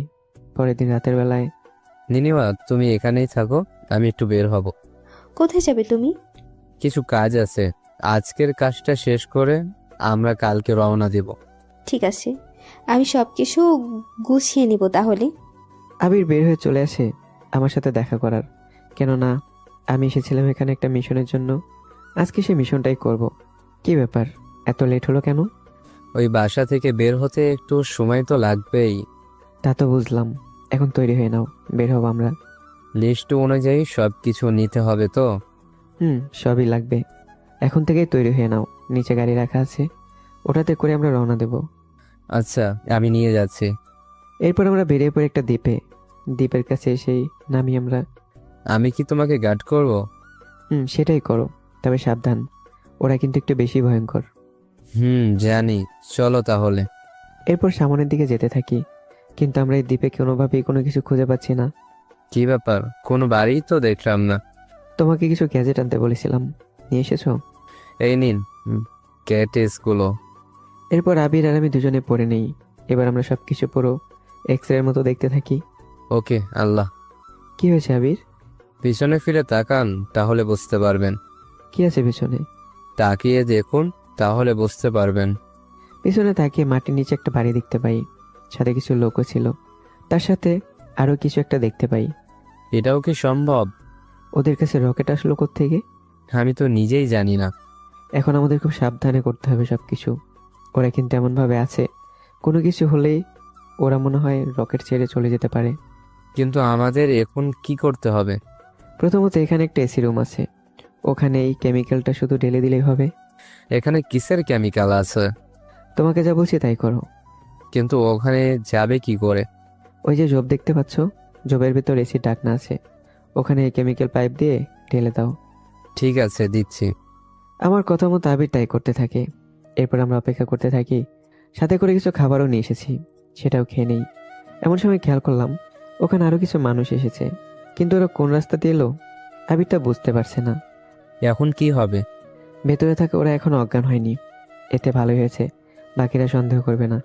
এবার ওরা অজ্ঞান হতে হতে নতুন এরাও ওদের মতো বেহুশ হয়ে যাবে। তাহলে অপেক্ষা করতে থাকি। তাই করো। 10 মিনিটের ভেতরে ওখানকার সবাই বেহুশ হয়ে যায়। তখন আবির কাউকে কল দিয়ে একটা হেলিকপ্টার নিয়ে আসতে বলে। ততক্ষণে আমি আর আবির বোমা ব্লাস্ট করে ভেতরে ঢুকে পড়ি মুখে মাস্ক দিয়ে। একটু পর, ওরা তো বেহুশ আছে। এখন যত তাড়াতাড়ি করে পারো এদের উপরে তোলো, আর আমি এই রকেটটাকে এখান থেকে সরিয়ে দিচ্ছি। এরা তো এখানে থাকবে না, তাহলে আর নতুন করে রকেট সরানোর কি দরকার? দরকার আছে, এটা যদি অন্য কোথাও অ্যাক্টিভ করা থাকে তাহলে ওখান থেকে এটা মিসাইল লঞ্চ করে ফেলতে পারবে। কি বলেন, এটাও সম্ভব? সেই জন্য তোমাকে যে কাজটা দিয়েছি সেই কাজটা করো। আচ্ছা, করতেছি। কিছুক্ষণের মধ্যে হেলিকপ্টার আসে, ওখানে সবগুলো লোককে উঠিয়ে দেওয়া হয়। কারো কোনো হুঁশ ফেরেনি, কিন্তু ওদের হুঁশ ফিরতে ফিরতে ওরা যে কোন জায়গায় এসে পৌঁছাবে তা ওরা কেউই বলতে পারবে না। এদিকে সাথে করে মিসাইলও পাঠিয়ে দেই। এই মিশনটা এত সহজ হবে ভাবতেও পারিনি। এসি ছিল বলে সহজ হয়েছে। তার মানে যদি এসি না থাকতো তাহলে কঠিন হতো। অনেক কঠিন হতো। এই যে বোমা ব্লাস্ট করে ভিতরে ঢুকতে হলো, এতে ওরা গুলি করতো, আমাদেরও ওদের মারতে হতো। এই কত কি ঝামেলা হতো, বুঝতে পেরেছো? বুঝতে পারলাম। এবার চলো, আমরা যে পথে এসেছি সে পথে চলে যাই, তুমি দেশে ফিরে যেতে পারো। তুমি কখন ফিরবে? হয়তো লেট হবে। আচ্ছা, চলি তাহলে। এদিকে আবির চলে আসে। আপনাদের তো বলতেই ভুলে গেছি, আমার বন্ধু আবিরই কিন্তু এই ব্যক্তি যাকে নিয়ে এতক্ষণ মিশনটা করলাম। রাতে আবির হোটেলে ফেরে, কিন্তু কখন ফিরে তা কেউ জানে না। সকালবেলায় সবাই রেডি হয়ে নেই, একসাথে করে বের হই। ওই মেয়েটি আর ছেলেটি কে? আমি তো ওনাদের আগে দেখিনি। আপনাদের পরিচয় কি একটু বলবেন? আমি আকাশের বন্ধু, আর ও নীলিমা, আমার হবু বউ।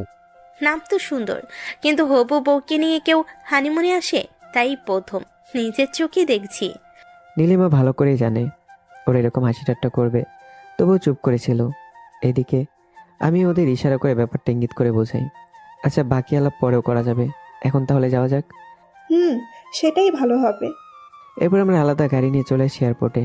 এয়ারপোর্টে প্লেনে এসে বসি, এখানে বাকি গল্পগুলো করতে থাকি।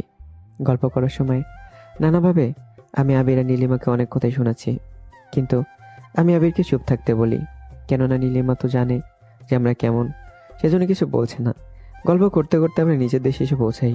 এয়ারপোর্ট থেকে বের হয়েই, এরা তুমি তোমার বান্ধবীদের সাথে যাও, আমি আবিরের সাথে ওদের বাসায় যাব নীলিমাকে নিয়ে। বাবা মাকে আমি বলে দেবো, ওনারা আর কিছু জিজ্ঞাসা করবেন এতে। আমি ওদের সাথেই যাব, কিন্তু বাবা মা জিজ্ঞেস করলে আমি কোনো উত্তর দিতে পারবো না। ওই চল তোরা।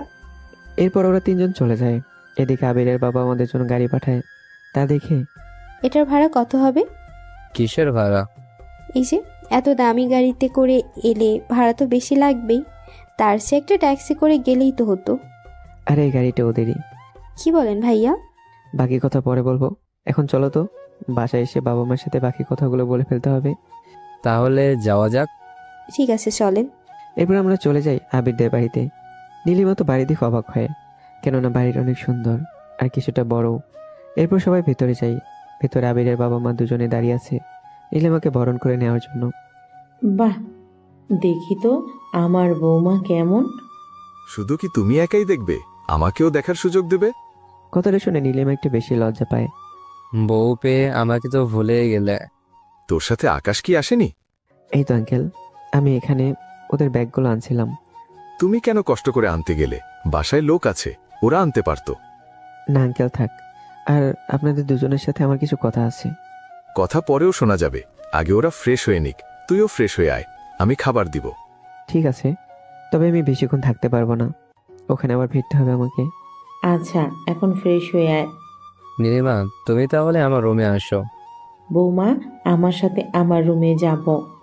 আবিরের আব্বা যতদিন না আবির আর নীলিমার বিয়ে হচ্ছে, ততদিন তুমি আর আবির একসাথে ঘুমাবে, আর নীলিমা আমার সাথে ঘুমাবে। তুমি যা বলবে তাই হবে। এরপর আমরা ফ্রেশ হতে চলে যাই। অন্যদিকে এরা বাসায় ফেরার পর, কিরে, আসতে কোনো অসুবিধা হয়নি তো? না আম্মু, কিন্তু এই ব্যাগগুলো আমাকেই টেনে আনতে হয়েছে। আকাশ কল দিয়ে বলল আস্তে আস্তে সন্ধ্যা হয়ে যাবে ওর। এতে আমি কি করব? তোকে কিছু বলতে হবে না, তুই ফ্রেশ হয়ে আয়, আমি তোর জন্য খাবার দিচ্ছি। ঠিক আছে, তা বাবা কোথায়? বাবাকে তো কোথাও দেখছি না আমি। তোর বাবা তো অফিসে আছে। ঠিক আছে, গেলাম আমি। এরা ফ্রেশ হতে চলে যায়। এদিকে আবিরের পরিবার, আমি আর নীলিমা সবাই মিলে খেতে বসি। লজ্জা পেও না তুমি, নিজের পছন্দের কোনো কিছু থাকলে খেয়ে নাও। আমি তো তোমার পছন্দ জানি না, তাও যা কিছু আছে তাই রান্না করেছি। যা রান্না করেছেন এগুলোই অনেক। তা নীলিমার সম্পর্কে কোনো কিছুই তো জানি না আমরা। আকাশুর সম্পর্কে কিছু তো বলো। নীলিমার বাবা মা ছোটবেলায় মারা যায়, আর নীলিমার একটা বড় ভাই আছে। বড় ভাই আছে মানে? সে কোথায়? নীলিমার বড় ভাই আমি নিজেই, যেখানে আমি ওর বড় ভাই। আশা করি ওর আর আলাদা কোনো পরিচয় দিতে হবে না। আমি 5 দিনের মধ্যে আমার বোনকে বিয়ে দিতে চাই, সেজন্য আপনারা বিয়ের আয়োজন শুরু করুন। ঠিক আছে, তুমি যেখানে ওর বড় ভাই সেখানে আমাদের কোনো কিছু বলার নেই। আমি তাহলে কাল থেকেই বাড়ি সাজাতে থাকি। ঠিক আছে আঙ্কেল, আমি চলি তাহলে। নীলিমার খেয়াল রাখবেন। আর নীলিমা, তুমি থাকো তাহলে ওনাদের সাথে, আমি চললাম। আবার কখন আসবে ভাইয়া? আরে কাঁদতে হবে না, আমি কাল সকালে আসবো আবার। ঠিক আছে ভাইয়া। এদিকে আমি চলে আসি। রাতের বেলায় ইরার বাবা মা ইরা আর আমি খাবার খাচ্ছি। এমন সময়, তা আকাশ, এই কয়েকদিন তোমাদের কেমন কাটলো দিন? ইরা ওর মতো করে দিন কাটিয়েছে, এজন্য আমি আমার মতো করে কাটিয়েছি। আমি ঠিক বুঝলাম না। ও কিছু না। তা আকাশ, কোম্পানির দায়িত্ব তো এবার তোমাদের মধ্যে কাউকে বুঝে নিতে হবে। আপনি বরং ইরাকে বুঝিয়ে দিন দায়িত্বগুলো। এরা কি পারবে? আমরা তো আছি, আমরা সহ সাহায্য করলে এমনিতেই ও সবটা বুঝে যাবে। তুমি যখন বলতেছো, তখন আমি 3 মাস পরে ইরাকে কোম্পানির দায়িত্ব বুঝিয়ে দেব। ততদিন ইরা আরো ভালো করে শিখে নিক। তুই কি বলিস ইরা? আব্বু, তুমি যখন বলেছো তখন আমি সেখানে আর আপত্তি করি কিভাবে বলো? এতে আমার জন্যও ভালো। কোম্পানির সুযোগ সুবিধা সবটা আমার জানা হলো, কিভাবে কি কি করতে হবে সেগুলোও আমি বুঝে নিতে পারবো। মোটামুটি 3 মাসে হয়ে যাবে। 3 মাসে কি পারবে? আরে আমি তো আর পালিয়ে যাচ্ছি না, তার উপর তো আছেই। সমস্যা হলে আমরা দুজনে বসে এটার সমাধান করে নিব। ঠিক, যা ভালো মনে করো। এদিকে রাতে যখন ঘুমোতে যাব, আমি বিছানায় ঘুমোতে যাব, তখন ইরা বাধা দেয়। বাধা কেন দিচ্ছেন? আমি বলছিলাম তোমার হাত ভালো হয়ে গেলে আর বিছানায় ঘুমাতে পারবে না, কিন্তু তুমি মনে হচ্ছে সেটা ভুলে গেছো। সোফায় ঘুমাতে তো অনেক অসুবিধা হয়। এরকম অবস্থায় ঘুমালে তো শরীর ঘাড় অনেক ব্যথা করে। তো আমি কি করব? সোফায় না ঘুমাতে চাইলে মেঝেতে ঘুমা, এটা মানা করেছে কে? আমি কিছু না বলে বালিশ নিয়ে মেঝেতে ঘুমিয়ে পড়ি। এরা ওর মতো করে থাকতে থাকে। পরদিন সকালে নাস্তা করে চলে আসি আবিরের বাড়িতে। ওখানে বিয়ের জন্য বাকি কাজগুলো করতে থাকি। দেখতে দেখতে 2 দিন কেটে যায়। মোটামুটি বিয়ের কাজও প্রায় চলে এসেছে। পরের দিন আকাশ, ইরা আর ওনার বাবা মাকে নিয়ে চলে আসছি। এরা আসবে কিনা জানি না, তবে আমি এরার বাবা মাকে নিয়ে চলে আসবো। আচ্ছা, ঠিক আছে। রাতে আমি বাড়িতে গিয়ে বাকিদের সবাইকে বলি আবিরের বিয়ের কথা। এরা তো প্রথমে রাজি হচ্ছিল না। ইরা, আমরা যাব, সেই জন্য তুইও যাবি আমাদের সাথে, কথাটা মাথায় রাখিস। ও নিজে একটা ফকিন্নের মতো থাকে, ওর বন্ধু তো ওর মতোই হবে। ওদের মতো বন্ধুদের বিয়েতে এসে আমি নিজের ইমেজ নষ্ট করতে পারবো না। ওইসব কি ধরনের কথাবার্তা ইরা? এছাড়া আর কি করব বলো তো? নিজের তো 1 পয়সারও ক্ষমতা নাই কোনো কিছু করে খাওয়ার।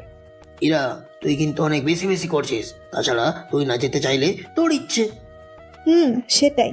পরদিন আমি ইরার বাবা মাকে সাথে করে নিয়ে বেরিয়ে পড়ি। সকালেই আমরা আবিরদের বাসায় চলে যাই। আকাশ, ওনারা কি তোমার শ্বশুর শাশুড়ি হয়? জি আন্টি। তা তোমার বউকে তো দেখছি না। আসলে এরা অসুস্থ, সেজন্য আসতে পারেনি। তোমরা এসেছো এতেই হবে। চলো তাহলে, নীলিমাকে সাজানো হচ্ছে। আবির কোথায়? ও তো বসে আছে, কখন তুই এসে ওকে রেডি করে দিবি? তাহলে আপনারা আসুন, আমি আবিরের কাছে যাচ্ছি। ঠিক আছে, যাও। যাওয়ার আগে আমি ইরার বাবা মাকে বললাম আমাকে মিথ্যা বলতে হয়েছে। যদি সত্যিটা বলে দিতাম তাহলে ওনার অনেক কষ্ট পেত, সেজন্য লুকাতে হয়েছে আমাকে। বুঝতে পেরেছি আমি, তুমিও আমাদের সম্মান বাঁচালে। যদি ওনারা সত্যিটা জানতো তাহলে তো আমাদের নাক কাটা যেত। চলে এখন তাহলে। আমি ওনাদের একটা জায়গায় বসিয়ে চলে আসি আবিরদের কাছে। এসে রেডি করাতে থাকি ওকে। দুপুর হয়ে যায়। এদিকে কাজে এসে বিয়েও পড়িয়ে দেয়। কিছুক্ষণ পর, বন্ধু, তোর হাতে আমার বোনকে তুলে দিলাম, ওর খেয়াল রাখিস। চিন্তা করিস না বন্ধু, তোর বোন মানে আমারও বোন, সরি আমার বউ। ওর খেয়াল আমি অবশ্যই রাখবো, তুই কোনো চিন্তা করিস না। নীলিমা, তুই তাহলে থাক, আমি চলে যাচ্ছি। তা আজকের রাতটা এখানে থেকে যাও। আমাকে তো ওই দিকটাও দেখতে হবে। সকালে আসবে কিন্তু। আচ্ছা, অবশ্যই আসবো আমি। এরপর ইরার বাবা মাকে নিয়ে চলে আসি। এসে শুনি এরা বাসায় নেই, কোথায় যেন গেছে। কল দিল কিন্তু তবু কল ধরছে না। ইরা তো কল ধরছে না। আচ্ছা, আমি দেখতেছি। দেখো কোথায় গিয়েছে, আমার তো চিন্তা হচ্ছে অনেক। আমাকে 10 মিনিট সময় দিন, আমি জানাচ্ছি। ঠিক আছে। এদিকে আমি কাউকে কল দিয়ে এরার নাম্বারটা বলি, আর সাথে সাথে কিছু কথা বলি। সবটা শোনার 5 মিনিটের পরেই লোকটা কিছু কথা বলে, যা শুনেই ঠিক আছে, আমি বাকিটা দেখছি। তা আকাশ, কোনো কিছু জানতে পারলে কি? তবে হ্যাঁ, শিওর না, তবু একবার এখানে এসে দেখতে হবে। তা আমি আসবো কি সাথে করে? আপনাকে আসতে হবে না, আমি নিজে আপনাকে সবটা জানাবো। ঠিক আছে। এদিকে আমি বেরিয়ে পড়ি তানুর বাসার দিকে, কেননা ওখানে এরা আছে, সেজন্য ওইদিকে যাই। কিছুক্ষণ পর তানুর বাসায় যাই। নিচে এসে বুঝতে পারি ভেতরে কোনো পার্টি চলতেছে, কেননা অনেক গানের আওয়াজ আসতেছে। সেজন্য আমি ভিতরে যেতে থাকি। কি ব্যাপার, এরা এখানে তাহলে পার্টি করতেছে? দেখাচ্ছি ওর পার্টি করা। ভেতরে গিয়ে কলিং বেল দিই, কিন্তু গানের আওয়াজে কলিং বেলের আওয়াজটা ঠিকমতো শোনা যাচ্ছে না। সেজন্য আরেকবার কলিং বেল চাপ দেই। তানু, কে এলো রে? তা আমি জানি কি? আঙ্কেল আর আন্টি আসেনি তো? বাবা মা তো আজকে আসবে না বলেছিল। তাহলে খুলে দেখ কে এসেছে। আবার গুন্ডা বা ভূত আসেনি তো? তোর এই অদ্ভুত কথা বলা বন্ধ করবি কি? ঠিক আছে, দরজা খুলে দিচ্ছি। তানু দরজা খুলে দেয়, আমাকে বাইরে দাঁড়িয়ে থাকতে দেখে। সেজন্য ভেতরে ঢুকে ইরাকে খুঁজতে থাকে। কিছুক্ষণ পর একটা রুম থেকে শব্দ আসতেছে, সেজন্য ওই রুমে এসে দেখে ওই রুমে ইরা নেই। মোটামুটি 3-4টা রুম দেখা শেষ। ইরাকে না পেয়ে আমার তো রাগ উঠে যায়। ইরা কোথায়? ও তো গোসল করতেছে। এখন কিসের গোসল? আসলে এরা শরীরে আমরা দুজনে কেক লাগিয়ে দিই, সেজন্য গোসল করতে ওয়াশরুমে গেছে। কই, আমি দেখলাম না। দরজা বন্ধ, দেখবেন কি করে? চলো দেখে দেবে কোন ওয়াশরুমে গেছে। মানে আপনি কি ওকে এখন এইরকম অবস্থায় ওয়াশরুমের ভিতরে দেখবেন? যদি রুমের ভেতরে এই অবস্থায় দেখতে পারি তাহলে ওয়াশরুমে আর নতুন কি? এবার কিন্তু বেশি বেশি হয়ে যাচ্ছে। কথাটা তো আপনি আগে তুলেছেন, এখন কথা না বাড়িয়ে চলুন। আমি বাইরে থেকে ইরার নাম ধরে কথা বলবো, আর আপনি বাইরে দাঁড়িয়ে শুনে নেবেন। ঠিক আছে, সমস্যা নেই। তারপর আমরা দুজনে চলে যাই ওয়াশরুমের বাইরে, সেখানে দাঁড়িয়ে থাকি। ইরা, এই ইরা, কি হয়েছে? এভাবে চেঁচাচ্ছিস কেন? কতক্ষণ লাগবে তোর? আর 10 মিনিট লাগবে। ঠিক আছে, তা এখন আবার বিশ্বাস হলো তো? কিন্তু আপনি কি করে জানেন ইরা এখানে আছে? তাছাড়া এত রাতে এখানে আসার কারণটা কি শুনি? আমি এসেছি ইরাকে নিয়ে যাওয়ার জন্য। কিন্তু ইরা তো আজকে আমাদের সাথে থাকার কথা। থাকার কথা মানে? আসলে আপনারা তো বিয়েতে গেছেন, আজকে তো আসবে না। সেজন্য আমি ইরাকে বলেছি আমার বাসায় আসার জন্য, সেজন্য ও চলে এসেছে। তাছাড়া আজকে রাতে আমাদের থাকার কথা একসাথে। কোনো থাকা চলবে না, আমি ওকে নিয়ে যেতে এসেছি। আপনি বললে কি ইরা চলে আসবে আপনার সাথে? ও না আসলে ওর বাবা এখানে চলে আসবে। আঙ্কেল কি নিচে আছে? আমাদের কথার ভেতর এরা বের হয়। আমি ইরাকে দেখে তাকিয়ে আছি। এরা তো আমাকে দেখে অবাক। তুই এখানে কেন এসেছিস? তোমাকে নিয়ে যাওয়ার জন্য। আমাকে আবার কোথায় নিয়ে যাওয়ার জন্য এসেছিস? বাবা মা অপেক্ষা করছে, তাড়াতাড়ি তৈরি হয়ে নাও। আমি ওদের সাথেই থাকবো। বাধ্য করো না আমাকে। কি করবে শুনি? বলে কাজ হবে না, করেই দেখাতে হবে। এই বলে ইরাকে ওদের সবার সামনে থেকে কোলে নিয়ে বেরিয়ে পড়ি। এরা তো অনেক লাফালাফি করতে থাকে, কিন্তু কোনোভাবেই ছুটতে পারছে না। কোলে করে এনে গাড়িতে বসে দরজা লক করে দেই। ভালো হবে না বলছি, আমাকে এখান থেকে বের করো।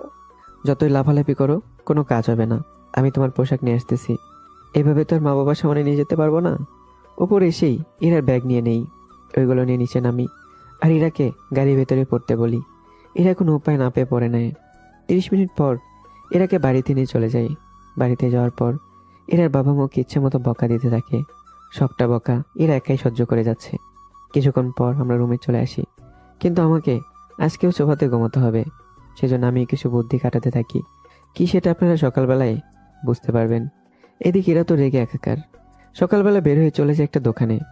ওখানে একটা দোলনা কিনি আমার সাইজের, যেন আরাম করে দোলনায় ঘুমাতে পারি। সেজন্য ওটা নিয়ে চলে আসি রুমে। তারপর বারান্দায় এক এক করে বাকি পার্টসগুলো লাগিয়ে নেই। এদিকে এরা তো বুঝতে পারছে না কি হচ্ছে এখানে, তবুও জিজ্ঞাসা করে বসে। এই দোলনা এখানে কেন? ঘুমানোর জন্য। দোলনার মধ্যে কে ঘুমায়? সোফায় ঘুমানোর চেয়ে এই দোলনায় ঘুমানো অনেক ভালো। পারলে জাহান্নামে গিয়ে ঘুমাও। তোমার মতো মেয়েরা তো জাহান্নামটাই আগে দখল করে ফেলেছো। সেখানে আমাদের মতো ভালো মানুষের কি জায়গা হবে? আসছে আমার ভালো মানুষ থাকে শ্বশুর বাড়িতে, খায়ও সেখানে, আবার বড় বড় কথা বলতে লজ্জা কি করে না? আমি এখানে থাকি আমার বেতনে, খাই আমার বেতনের টাকা থেকে। বুঝলে কথাটা? বুঝেছি, তবে একটা কথা শুনে রাখ, আমি যেদিন কোম্পানির মালিক হব ওই দিন থেকে আমি তোর জন্য কাল হয়ে দাঁড়াবো। দেখা যাক কে কার জীবনে কাল হয়ে দাঁড়ায়। তখন তো হাড়ে হাড়ে টের পাবি, কথাটা মনে রাখিস। রাখলাম। এমন সময় হঠাৎই আবির আমাকে কল দেয়। এজন্য কথা বলতে থাকি। রাতে নীলিমাও কথা বলে। ওদের সাথে কথা বলতে বলতে রাতে 11টা বেজে যায়। এবার আমি নিচে নেমে খাবার খেয়ে নেই। আচ্ছা আপু, তুমি আমাকে কবে অফিসে বসাবে? তোকে না বললাম আরো 3 মাস পরে? 3 মাস তো বলেছ, 1 মাস আগে, সেই হিসাবে তো আর 2 মাস আছে। সব হিসেব যখন জানিস তখন আর জিজ্ঞেস করছিস কেন? এমনিতে বললাম, তোমাদের মনে আছে কিনা তা জানার জন্য। ও আচ্ছা। এভাবেই দিনগুলো যেতে থাকে। এরা, আমি আর আঙ্কেল, আমরা 3 জন মিলে একসাথে অফিসে যাওয়া আসা করি। এদিকে এরাও আগের তুলনায় অনেকটা কাজ শিখে নিয়েছে। দেখতে দেখতে মাস যেতে থাকে। আজকে টোটাল 3 মাস পূর্ণ হলো। সেজন্য ইরার বাবা একটা মিটিং ডাকে, যে মিটিংয়ে উনি আজকে অফিসের দায়িত্ব বুঝিয়ে দেবে। সেজন্য সবাই এখানে আসে। আজকের এই মিটিংয়ে আমি এই জন্য ডেকেছি, আপনারা জানেন আমার বয়স হয়েছে, সেই জন্য আমি ব্যবসার দায়িত্ব এবার কারো হাতে তুলে দিতে হবে আমাকে। জি স্যার, এমনিতেই আপনার এখন রেস্ট করা উচিত। সেই জন্য আমি আমার ব্যবসার সব দায়িত্ব ইরা আর আকাশকে বুঝিয়ে দেব। কথাটা শুনি এরা তো অবাক। আমার সাথে ওকে কেন বুঝিয়ে দিবে? আমি তোমার মেয়ে। স্যার, ইরা ম্যাম তো ঠিকই বলেছে, আপনার পরে উনি এই অফিসের মালিক হবে। সেখানে আকাশ তো আমাদের মতোই কর্মচারী, তাহলে ওকে কেন? আমি ওদের দুজনের হাতে কোম্পানির দায়িত্ব এই জন্য দিতে চাই। তুমি তো বলেছিলে সব দায়িত্ব আমাকে বুঝিয়ে দিবে, তাহলে এখন কি জন্য ওকে নিবে? আমি এই জন্য দিতে চাই কারণ তুমি তো সবসময় অফিসের কাজ, সব কাজ সামলাতে পারবে না। আমাদের ব্যবসার জন্য অনেক দেশে যেতে হয়, সেই জন্য আমি আকাশকে আর তোমাকে দিব। কিন্তু স্যার, এই কাজ তো অফিসের অনেক কর্মচারী করে ফেলতে পারবে। দায়িত্ব নিয়ে করা আর দায়িত্ব থেকে করা দুটোই কিন্তু অনেক আলাদা। কথাটার ভিতরে অনেক রহস্য লুকিয়ে আছে, কিন্তু আমি তা জানতে চাই না। আপনি কোম্পানির মালিক, আপনি যা ভালো মনে করেন তাই করেন। সেই জন্য ইরা অফিসে আসবে না, সেদিন অফিসের দায়িত্ব আকাশ পালন করবে। আর যেদিন ইরা আসবে সেই দিন ইরাই হবে মালিক। কথাটা শুনেই ইরা খুব খুশি। আসলে আমি ইরার বাবাকে ম্যানেজ করি, এই কথাটা বলতে বাধ্য করেছি। কেন নয়তো ইরা সবার সামনে ছোট হয়ে যেত। তার সাথে ইরা আর তার বাবার মধ্যে একটা ভুল বোঝাবুঝি সৃষ্টি হতো। এদিকে ইরা অনেক খুশি, ওর বাবাকে সালাম দিয়ে একটা কাগজে সাইন করে, সাথে আমিও। এবার বাকি সব কাজ সেরে যে যার মতো পার্টি করতে চলে যাই। ইরা যায় ওর বান্ধবীদের সাথে, আর আমি চলে আসি আবিরের বাসায়। ফাইনালি আমার স্বপ্ন পূরণ হলো। তার বলতে এবার শুধু আকাশকে আসতে যেতে শিক্ষা দিবি। কিন্তু আকাশ আর তুই তো সেম ভাবে আছিস। সেম না, আমি যখন থাকবো না তখন আমার অবর্তমানে ওই সবটা দেখাশোনা করবে, আর আমি যখন থাকবো তখন সব কন্ট্রোল তো আমার হাতেই থাকবে। তাহলে এবার আকাশের অবস্থা খারাপ হবেই। হবে, শুধু সময়ের অপেক্ষায়। ও কি ভেবেছে আমাকে বিয়ে করে আমার বাবার সব সম্পত্তি ও নিজের করে নেবে? তা আমি তো হতে দিতে পারি না কখনো। ওকে, তুই ডিভোর্স দিয়ে দে। সমস্যা তো সেখানেই। কি সমস্যা বলবি তো? বলা যাব না। আমরাই তো, বল কি হয়েছে? না থাক, পরে যখন সময় হবে আমি তোদের জানিয়ে দিব। এখন আমি কোনো কিছুই বলতে রাজি না। ঠিক আছে, না বলতে চাইলে আর কি করার। এরপর আমরা সবাই পার্টি করতে থাকি, কিন্তু এখানে এরা কোনোভাবেই ওদের কোনো কিছু জানাতে যাচ্ছে না। এর পেছনে আরও কয়েকটা কাহিনী আছে, যা আপনাদের যে কোনো একটা সময় জানিয়ে দেব। এখন আপাতত আপনারা সামনের দিকে কি হচ্ছে তা সবটা শুনতে থাকেন। অন্যদিকে আমি আবিরের বাসায় এসে সবটা জানাই। তুই কেন ওই কোম্পানির দায়িত্ব নিতে যাবি? এছাড়া কি করব? তোর মনে কোনো প্ল্যান নেই তো?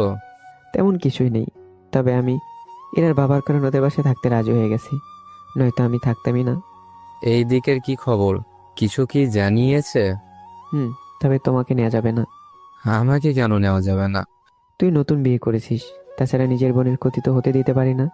তাই বলে নিজের ক্ষতি করার জন্য চলে যাবি? আরে আমার কিছুই হবে না। আমি জানি, তাও ভয় হচ্ছে। এত ভয় পেলে কি চলবে? আচ্ছা আমি তাহলে এখন আসি। ঠিক আছে। এদিকে পরের দিন এরা অফিসে এসে কাজ শুরু করে দেয়। তার সাথে আমাকে তো কত রকমের কথা শুনতে হয়েছে, যা বলার বাইরে। আসলে আমাকে ইচ্ছে করে এইসব কথা শোনাচ্ছে এরা। এভাবে কেটে যায় কয়েকটা দিন। এরাকে কোম্পানির কাজের জন্য ওদের দেশের এক প্রান্ত থেকে অন্য প্রান্তে যেতে হবে, সেজন্য। আচ্ছা, আমাকে মিটিংয়ের জন্য যেতে হবে, আমি ওখানে 2 দিন থাকবো, সেজন্য তুই এই অফিসের দায়িত্ব 2 দিনের জন্য পাচ্ছিস। সমস্যা নেই, তবে যেখানে যাবে সাবধানে থেকো। সে কথা তোকে বলতে হবে না, তুই একটা কাজ কর। কি কাজ? ভেবেছিলাম তোকে আমার সাথে নিয়ে যাব, কিন্তু অফিস তো কাউকে দেখতে হবে, সেই জন্য তুই কোম্পানিতেই থাক। গেলাম আমি। এই বলে এরা চলে যায় এয়ারপোর্টে। ওখানে বিমানে করে চলে যায় ওদেরই দেশের এক প্রান্ত থেকে আরেক প্রান্তে। ওখানে এসে একটা হোটেলে ওঠে। অন্যদিকে বস, একটা খবর পেয়েছি। কি খবর? শুনেছি আমাদের দেশের সব বিজনেসম্যান একটা কোম্পানিতে বৈঠকে বসবে। কেন, তুইও কি যাবে নাকি? আমি তো যাওয়ার কথা বলিনি। তাহলে কি জন্য বললি? কোনোভাবে যদি আমরা ওই জায়গায় এসে হামলা করে ওই সব লোকদের আমাদের সাথে নিয়ে আসতে পারি তাহলে অনেক কিছুই হয়ে যাবে। তাহলে একটা কাজ কর, আলাদা অনেকগুলো অ্যাকাউন্ট তৈরি করে রাখ। ঠিক আছে বস, আমি কি হামলা করার জন্য প্রস্তুত নিব? নাও। অন্যদিকে হামলার খবরটা রয় এজেন্টের কাছে চলে আসে। এই জন্য উনি আমাকে কল দেয়। একে, তুমি কোথায়? স্যার আমি তো বাসায়। কি ব্যাপার স্যার, আপনার কিভাবে চিন্তিত দেখাচ্ছে কেন? একটা খবর পেয়েছি। কি খবর স্যার? ত্রিপুরা তো চিনো? জি স্যার চিনি। কেন, কিছু হয়েছে? ওখানে সব বিজনেসম্যানদের একটা বৈঠক আছে, আর ওখানে নাকি অনেক বাহিনী হামলা করতে পারে, এই খবর আমরা পেয়েছি। এখানে ঘাবড়ানোর কি আছে? ওই জায়গায় আমরা পুলিশ আর বাকি ফোর্সদের তো পাহারার হিসেবে নিতে পারি, কিন্তু আমি চাই তুমি ওখানে যাও। কিন্তু স্যার এখানে আমি গেলে তো। কেন, কোনো সমস্যা আছে কি? সমস্যা আছে একটু, তবে একটা কথা। কি কথা বলো? আমি এখানে যাব আমার মতো করে। এক কথায় আমি যে গেছি এটা যেন কেউ না জানে। ঠিক আছে, কেউ জানবে না। তুমি তাহলে তোমার সব কিছু নিয়ে বেরিয়ে পড়ো। ঠিক আছে স্যার, তাই হবে। এদিকে এরা তো হোটেলে বসে বাকি কিছু লোকদের সাথে পরিচিত হয়ে নেয়। অন্যদিকে রাতে আমি রফিক চৌধুরীর কাছে যাই। কিছু বলবে কি আকাশ? আমি 3-4 দিন অফিসে যেতে পারবো না। এরা তো নেই, তুমি কোথায় যাবে? তাছাড়া আমি ভেবেছিলাম তোমাকে পাঠাবো এই মিটিংয়ে, কিন্তু ইরা এত জেদ ধরলো, আমি ওকে নাই করতে পারিনি। এতে আমি কিছু মনে করিনি। তুমি হঠাৎ করে কোথায় যাবে? আমার কিছু কাজ আছে, ওই কাজগুলো সেরে নিয়ে আবার চলে আসবো। ঠিক আছে, সাবধানে যাও। তারপর আমি রওনা দিই। অন্যদিকে রিয়াজের টেবিল মিলে পরামর্শ করতে থাকে, কি থেকে কি করবে, কিভাবে কাজগুলো করবে তা নিয়ে ভাবতে থাকে। ভাবনা শেষ হওয়ার পর, তা কাজ হবে তো? চিন্তা করবেন না, সব কাজ হয়ে যাবে। আমাদের লোকেদের বলে দিয়েছি, ওরা পুরো জায়গা ছড়িয়ে পড়বে। আমি আর আপনি বিজনেসম্যানদের মতো ভিতরে ঢুকে যাব। এরপর নিজেদের প্ল্যান মতো আমরা কাজ শুরু করব। কেউ কোনো কিছুই বুঝতে পারবে না কিভাবে আমরা কি করেছি এইগুলো নিয়ে। তা কতজন লোক জোগাড় করেছিস? এই তো সব মিলিয়ে 150 জন, প্রতিজন লোকের জন্য 1 লাখ করে বরাদ্দ করেছি। এত টাকা কি দরকার ছিল? তাছাড়া এত লোকের হাতিয়ার কিভাবে জোগাড় করব? বস, নয়তো এত বড় রিস্ক কেউ নিতে আসতো না। ওরা নিজের হাতিয়ার নিয়ে আসবে, তা নিয়ে টেনশন করতে হবে না। আমরা শুধু আমাদের যে লোক আছে ওদের দিকটা দেখলেই হবে। আচ্ছা, তাহলে প্রস্তুতি নাও। তবে ওই দিন অনেক কড়া সিকিউরিটি থাকবে। আমিও তেমনটাই শুনেছি, কিন্তু কি করব, আমাদের তো কোনো একটা কিছু করতেই হবে। সেটাই। তাহলে ফলাফল নিয়ে রেডি থেকো। আচ্ছা বস, তাই হবে। পরের দিন সব বিজনেসম্যানরা এই জায়গায় এসে একত্রিত হয়। এদিকে রিয়াজের ডেভিল ওদের মধ্যে ছদ্মবেশে চলে আসে। ওর লোকদের রেডি থাকতে বলে, ওরা ওদের মতো করে অপেক্ষা করে। আর এদিকে আমি নিজেও ওখানে উপস্থিত। তবে সাধারণ বিজনেসম্যানদের মতো পোশাক তো পরি, কিন্তু পোশাকের ভিতরে রয়েছে সব হাতিয়ার। শুধু মুখটা ঢাকার বাকি ছিল। আর সময় যেতে থাকে, হামলার কোনো কিছুই হচ্ছেও না। স্যার, এখানে তো সব শান্তই লাগছে। অনুষ্ঠান কি শুরু হয়েছে? জি স্যার। তাহলে দেখো, একটু পরেই শুরু হবে। তবে একটা কথা, কোনোভাবেই লাইট যেন অফ না হয়। সেটার দায়িত্ব তো অন্য কারো। আমি দেখি কোনো কিছু নজরে পড়ে কিনা। তাছাড়া নজরে পড়বে কি করে, চারদিকে তো সব আবছা অন্ধকার। তাহলে অপেক্ষা করো। এরপর ডেভিল আর রিয়াজ সুবিধা খুঁজতে থাকে। সেজন্য একটা প্ল্যানও করতে থাকে। সে প্ল্যান অনুযায়ী ওরা কিছু পুলিশ অফিসারকে ঘুমের ওষুধ খাইয়ে দেয়, ড্রিঙ্কের সাথে মিশিয়ে, যেন পুলিশ ঘুমিয়ে পড়ে। যেভাবে সেই কাজ, ওরা কিছু পুলিশকে অজ্ঞানও করে ফেলে। এখন সময় আছে কিছু একটা করার। সবাইকে কি হামলা করতে বলবো? বলো। রিয়াজ ওর লোকদের কল দিয়ে হামলা করতে বলে। ওরা তাই করে। বাইরে গুলির শব্দ ভেতরে আসছে না বলে কোনো কিছু বুঝতে পারছে না। হঠাৎ আমি খেয়াল করি পুলিশ, সিকিউরিটি অনেকে এখানে নেই। সেজন্য ওদের খোঁজার জন্য বাইরে খুঁজতে থাকি, কিন্তু তবুও খুঁজে পাচ্ছি না। কি ব্যাপার, এতগুলো সিকিউরিটি কোথায় গেল? তখনই বাইরে কিসের জন্য শব্দ শুনতে পাই। বাইরে আসার আগে বুঝতে পারি এখানে গুলি শব্দ হচ্ছে। আর দেরি না করে একের পোশাক পরিবর্তন করে আমার আসল পোশাক পরে নেই, যে পোশাক 100 বুলেট আটকানোর ক্ষমতা রাখে। তার সাথে বাকি অস্ত্রগুলোও সাথে রাখে। এরপর নিজে একধারে ফায়ার করতে থাকি। অন্যদিকে রিয়াজের ডেভিল ততক্ষণে ওই রুমে থাকা বাকিদেরও বন্দি করে নেয়। দেখুন, আমরা এখানে কাউকে মারবো না, কিন্তু তার বিনিময়ে আপনারা আমাদের অ্যাকাউন্ট থেকে 3 কোটি করে আমার অ্যাকাউন্টে পাঠাবেন। যে টাকা দিতে পারবেন সেই এখান থেকে যেতে পারবেন, সেজন্য ডিসকাউন্ট আপনার। কিন্তু বস, সবাই যদি এভাবে বের হয়ে যায় টাকা নিয়ে, তাহলে আমরা বের হব কি করে? এখানে 20 থেকে 30 জনকে বাকিদের আমরা যেতে দিব। ওদেরকে দিয়ে বাকি কাজ ছেড়ে নিব। এদের মধ্যে বড় বড় বিজনেসম্যান যারা আছে ওদেরই শুধু রেখে দিব। বুঝতে পেরেছি। বেশি কথা বলতে চাই না আমি। একটা ব্যাংক অ্যাকাউন্ট দেব, তোমরা এখানে এসে টাকা ট্রান্সফার করতে থাকবে। যে টাকা দিবে সে এখান থেকে যেতে পারবে। আমি বাইরে এসে লড়াই করছি, ভেতরে যে এত কিছু হয়ে যাচ্ছে তা জানি না। কিছুক্ষণের মধ্যেই ওখানে আরো কিছু কমান্ডো চলে আসে। ওরা বাইরের পরিস্থিতি দেখতে থাকে। সেজন্য আমি ভিতরে এসে দেখি এখানে পুরোই খারাপ অবস্থা। তারপরে ভিড়ের মধ্যে ঢুকে পড়ি। সবার উদ্দেশ্যে একটা কথাই তো বলতে ভুলে গেছি আমি। কি কথা? এই হলের ভিতরে 5টা বোমা আছে। যদি কেউ বেশি চালাকি করার চেষ্টা করো তাহলে কিন্তু এই বোমা আমি ব্লাস্ট করে দেব। কথাটা শুনেই সবাই অনেক ভয় পেলেও আমি মোটেও ভয় পাইনি। কেন ভয় না পাওয়ারই কথা, কেননা ডেভিল কখনোই বোমা ব্লাস্ট করবে না। কেননা যদি এরকমটা করে তাহলে ও নিজেও মারা যেতে পারে, সেজন্য এরকমটাও করবে না। এইদিকে 20 জনের অ্যাকাউন্ট থেকে প্রায় 40 কোটি টাকাও নিয়েছে। তারপর ইরাকে নিয়ে আসে। তাড়াতাড়ি করে টাকা আমার অ্যাকাউন্টে পাঠা। কিন্তু আমার অ্যাকাউন্টে তো টাকা নেই। বড়জোর 10 লক্ষর মতো হবে। এত কম কেন? আমার 7 দিন হয়েছে, কোম্পানিতে জয়েন করেছি। এত তাড়াতাড়ি তো টাকা হবে কি করে? তাহলে তো তুই আমাদের কোনো কাজের না। তাহলে তোকে কেন বাঁচিয়ে রাখবো?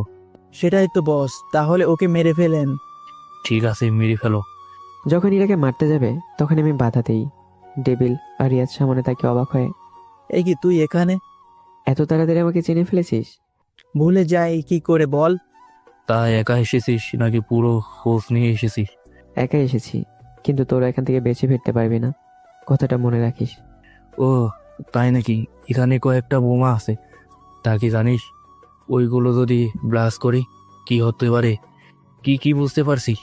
তোরা কি বারবার আমার পরিচয় বলে যাস? তোকে ভোলা কি সম্ভব হবে? কিন্তু আজকে তোকে মেরে সব বদলা নেব।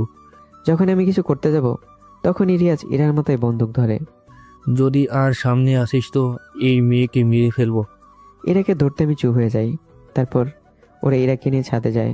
ওদের সাথে আরও কিছু বিজনেসম্যান সাথে করে নিয়ে যায়, যেন কোনো ঝামেলা না হয়। তারপর ওরা হেলিকপ্টারে উঠে পড়ে। সাথে ইরাকে ওঠাতে যাবে তখন আমি গুলি করে দেই। গুলি গিয়ে রিয়াজের হাতে লাগে, আর ডেভিল গুলি করে ইরাকে। ইরাকে বাঁচাতে গুলিটা আমার বুকে নেই। আসলে আমি তো বুলেট প্রুফ জ্যাকেট পরেছি, সেজন্য একটু রিস্ক নেই। এদিকে ওরা হেলিকপ্টার নিয়ে পালিয়েও যায়। এরা আবারও আমার দিকে তাকিয়ে আছে। এরা আবারও আমার চোখের দিকে তাকিয়ে আছে।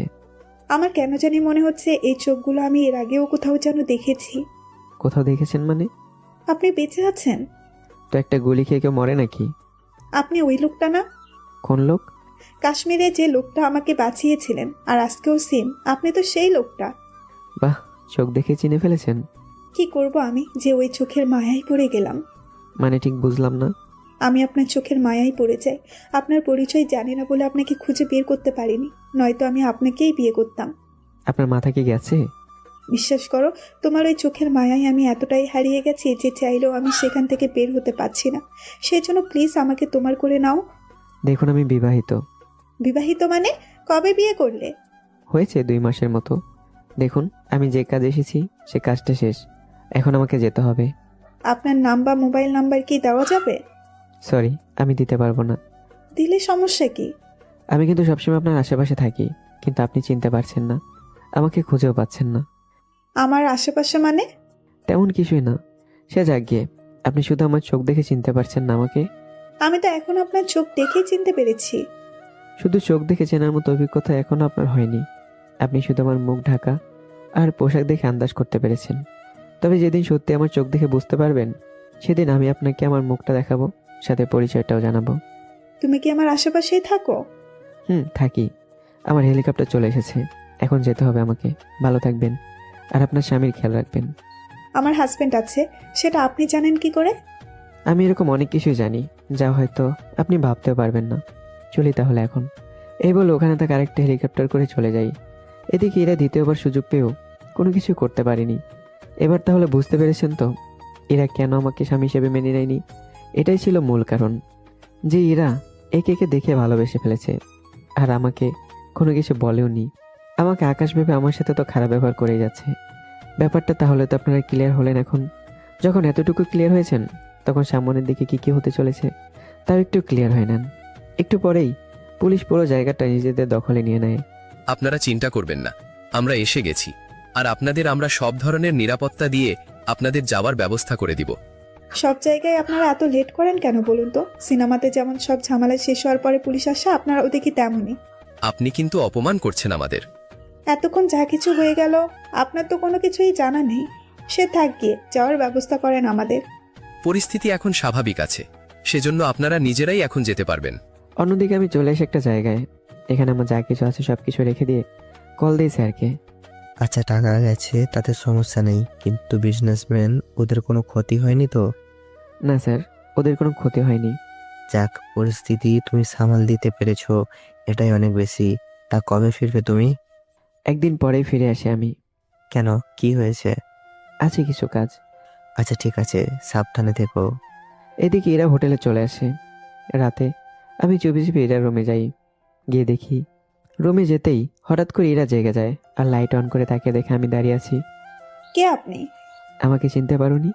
না তো, কে আপনি? এত রাতে আমার রুমে কেন? এরার কথাই বুঝতে পারি এরা যে আমাকে চিনতে পারেনি, সেজন্য আমাকে যে অবস্থা দেখে চিনতে পারবে সে অবস্থায় নিজেকে সাজিয়ে নেই, তখন এরা চিনতে পারে। এ কি, তুমি এখানে? আমি যে এখানে আছি তুমি জানলে কি করে? আমি এমন অনেক কিছুই জানি যা তুমি জানো না। আচ্ছা, একটা কথা বলো তো। কি কি কথা? তুমি কি আমাকে ভালোবাসো? সত্যি বলতে তুমি কাশ্মীরে যখন আমাকে বাঁচিয়েছো তখনই আমি তোমার চোখের মায়ায় পড়ে যাই, কিন্তু তখন তো প্রথম দেখা, সেজন্য কিছুই করতে পারিনি বলতে, কিন্তু পরবর্তীতে তোমাকে অনেক খুঁজেও পাইনি। আচ্ছা, আমি যতদূর জানি তুমি বিবাহিত। এই কথা তুমি জানলে কি করে? আমার কাছে এমন অনেক কথাই আছে যা তুমি নিজেও জানো না। তাছাড়া তোমার স্বামীর সাথে তোমার যে সম্পর্ক ভালো নেই সেটাও আমি জানি, কিন্তু তুমি যে আমার কারণে তোমার স্বামীর সাথে এরকম আচরণ করতেছো সেটা তো ঠিক হচ্ছে না। কি করব, আমি যে তোমাকে ভালোবেসে ফেলেছি। দেখো, আমি নিজেও বিবাহিত, আর আমি নিজেও স্ত্রীকে অনেক ভালোবাসি। কিন্তু আমার কি হবে? সবচেয়ে ভালো হবে তুমি তোমার স্বামীকে আপন করে নাও, আমার আশা ছেড়ে দাও। তাছাড়া আমার কাজ কি, এগুলো তোমার জেনেও কিছু হবে না, কেননা এগুলো তোমার কোনো কাজে আসবে না। কিন্তু তাই বলে এভাবে প্রথম ভালোবাসা আমি ভুলে যাব? এমনও তো হতে পারে তুমি যাকে বিয়ে করেছো সেই তোমার প্রথম ভালোবাসার মানুষ। মানে ঠিক বুঝলাম না। সব মানের উত্তর হয় না। আচ্ছা, তোমার মুখটা কি দেখতে পারি আমি? আমার মুখ তখনই দেখতে পারবে, তবে সেই দিনটার জন্য অপেক্ষা করতে হবে তোমাকে। সেদিন আমি নিজেই তোমার সামনে এভাবে আসবো, আর ওই দিন তুমি নিজে আমার মুখ থেকে পর্দা সরিয়ে চেহারা না হয় দেখে নিও। সেদিন তোমার মুখের কথা শুনে নেব। আমার মুখের কোন কথাটা? যে কথাটা তুমি আমার মুখ দেখার পর বলবে, সেই কথাটা। ঠিক আছে, কিন্তু তোমার দেখা পাবো কোথায়? তোমাকে আমার জন্য অপেক্ষা করতে হবে না, সময় হলে আমি নিজেই তোমার সামনে চলে আসব। তা আমার ঠিকানা জানো নাকি? তোমার ঠিকানা থেকে শুরু করে সব জানি আমি। এখন তাহলে আমি আসি, এরপরেই সবগুলো পর্ব একসাথে করে দেওয়া হবে। কেমন হয়েছে গল্পটা কমেন্ট করতে জানাবে না? দেখা হচ্ছে আবারও। ভালো থাকবে, সুস্থ থাকবে। আল্লাহ হাফিজ।